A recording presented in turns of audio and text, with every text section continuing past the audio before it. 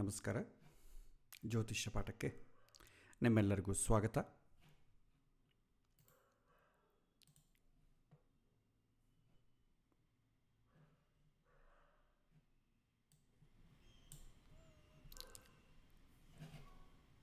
ಕಳೆದ ಬಾರಿ ವೈದ್ಯ ಜ್ಯೋತಿಷ್ಯದಲ್ಲಿ ದ್ರೇಕಾಣ 22ನೇ ನವಾಂಶ ಇದರ ಬಗ್ಗೆ ನೋಡಿದ್ವಿ. ಮತ್ತೊಮ್ಮೆ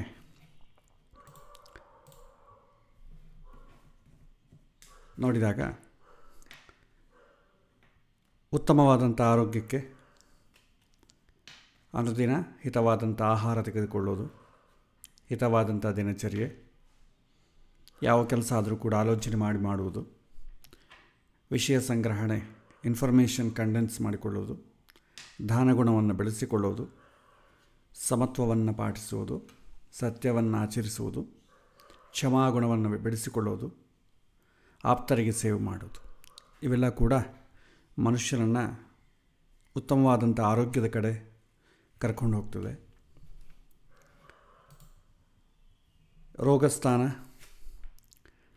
ರೋಗಸ್ಥಾನವನ್ನು ನಾವು ಜಾತಕದಲ್ಲಿ ಅನಲೈಸ್ ಮಾಡುವಾಗ ಷಷ್ಠಸ್ಥಾನ ತುಂಬ ದೊಡ್ಡ ರೋಲ್ ಪ್ಲೇ ಮಾಡ್ತದೆ. ಷಷ್ಠಸ್ಥಾನ, ಅಷ್ಟಮ, ದ್ವಾದಶ ದುಷ್ಟಸ್ಥಾನಗಳು ಅಂತೇವೆ. ಇದರಿಂದಲೇ ಆರೋಗ್ಯ ಶಾರೀರಿಕವಾಗಿ ಮಾನಸಿಕವಾಗಿ ಕೆಡೋದಕ್ಕೆ ಸೂಚಕಗಳು. ಷಷ್ಠಸ್ಥಾನದಲ್ಲಿರುವಂಥ ಗ್ರಹಗಳು ಷಷ್ಠಾಧಿಪತಿ ಜೊತೆ ಸಂಯೋಗವಾಗಿರುವಂಥ ಗ್ರಹ, ಅಷ್ಟಮ ಸ್ಥಾನದಲ್ಲಿರುವಂಥ ಗ್ರಹ, ದ್ವಾದಶ ಸ್ಥಾನದಲ್ಲಿರುವಂಥ ಗ್ರಹ. ಅಷ್ಟಮ ಸ್ಥಾನದಲ್ಲಿರುವಂಥ ಗ್ರಹ ಮಾನಸಿಕವಾದಂಥ ಒತ್ತಡ ಕೊಡುತ್ತೆ. ದ್ವಾದಶ ಸ್ಥಾನದಲ್ಲಿರುವಂಥ ಗ್ರಹ ಅದು ಕೂಡ ಮಾನಸಿಕವಾಗಿ ಇಂಡೈರೆಕ್ಟಾಗಿ ನಮ್ಮ ವ್ಯಸನಗಳು ಅಥವಾ ನಮ್ಮ ಖರ್ಚುಗಳು ಇದರಿಂದ ಮಾನಸಿಕವಾದಂಥ ನೆಮ್ಮದಿಯನ್ನು ಕೆಡಿಸ್ತದೆ. ಇದು ಸ್ಥೂಲವಾಗಿ ನಾವು ರೋಗಸ್ಥಾನದ ಬಗ್ಗೆ ಡಿಸ್ಕಸ್ ಮಾಡಬೇಕಾದಾಗ ಇದನ್ನು ಕನ್ಸಿಡರ್ ಮಾಡ್ತೇವೆ. ದ್ರೇಕಾಣ ಚಕ್ರವನ್ನು ನಾವು ಕಳೆದ ಬಾರಿ ನೋಡಿದ್ವಿ. 3 ದ್ರೇಕಾಣಗಳಾಗಿ ಮಾಡ್ತೀವಿ ಒಂದು ರಾಶಿಯನ್ನು. 0 to 10 degrees Narada ದ್ರೇಕಾಣ, 10 to 20 degrees Agastya ದ್ರೇಕಾಣ, 20 to 30 degrees ಧ್ರುವ ದ್ರೇಕಾಣ. ಇದನ್ನು ಹೇಗೆ ಕ್ಯಾಲ್ಕುಲೇಟ್ ಮಾಡಬೇಕಂತೆಂಬುದೆಲ್ಲ ಕೂಡ ಲಾಸ್ಟ್ ಕ್ಲಾಸಲ್ಲಿ ನಾವು ನೋಡಿದ್ವಿ. ಯಾರಿಗಾದರೂ ಮಿಸ್ ಆಗಿದ್ರೆ ಲಾಸ್ಟ್ ಕ್ಲಾಸನ್ನು ಒಂದು ಸಲ ನೋಡ್ಬೋದು. ಆಮೇಲೆ ದ್ರೇಕಾಣ ಸೂಚನೆ ಮಾಡುವಂಥ ಶರೀರದ ಭಾಗಗಳನ್ನು ನಾವು ನೋಡಿದ್ವಿ. ಪಾಪಗ್ರಹಗಳು ಈ ಸ್ಥಾನದಲ್ಲಿದ್ದಾಗ ಅಥವಾ ಗೋಚಾರದಲ್ಲಿ ಈ ದ್ರೇಕಾಣಗಳಿಗೆ ಸಂಚಾರವಾಗುವಾಗ ಆ ಅಂಗಕ್ಕೆ ಸಂಬಂಧಪಟ್ಟ ಸಮಸ್ಯೆಗಳು ಕಾಣಿಸಿಕೊಳ್ಳಿಕ್ಕೆ ಅವಕಾಶ ಉಂಟು. ಶುಭಗ್ರಹಗಳ ಸಂಬಂಧ ಇದ್ದರೆ ಸಣ್ಣದಾಗಿ ಸಮಸ್ಯೆ ಬಂದು ಬೇಗ ಹೊರಟೋಗ್ತದೆ. ಪಾಪಗ್ರಹಗಳ ಸಂಬಂಧ ಬಂದರೆ ರೋಗ ತೀವ್ರತೆ ಆಗ್ತದೆ. ಸೊ ಈಗ ಇವತ್ತಿನ ದಿನ ನಾವು ಮಾಡಬೇಕಾದ್ದೇನಂತಂದರೆ, ಈ ಆರೋಗ್ಯ ವಿಚಾರವನ್ನು ಜಾತಕದಿಂದಲೇ ಹೆಚ್ಚು ಎವ್ಯಾಲ್ಯುವೇಟ್ ಮಾಡೋಕ್ಕಾಗಲ್ಲ. ಅದಕ್ಕೆ ಖಂಡಿತವಾಗೂ ಬಹಳಷ್ಟು ಜನ ಪ್ರಶ್ನೆಯನ್ನು ಉಪಯೋಗಿಸ್ತಾರೆ. ಯಾಕೆಂದರೆ ಕಾಲವನ್ನು ನಾವು 3 ಭಾಗ ಮಾಡ್ತೇವೆ. ಅದು ಭೂತ, ಭವಿಷ್ಯತ್, ವರ್ತಮಾನ ಕಾಲ. ಭೂತಕಾಲ ಅಂತಂದರೆ ನಡೆದು ಹೋಗಿದ್ದು. ಸೊ ನಾವು ಇವತ್ತು ಏನು ಅನುಭವಿಸ್ತಾ ಇದ್ದೇವೆ, ಸುಖ ಆಗಲಿ ದುಃಖ ಆಗಲಿ, ಇದಕ್ಕೆ ಹಿಂದಿನ ಜನ್ಮದ ಕರ್ಮನೇ ಕಾರಣ.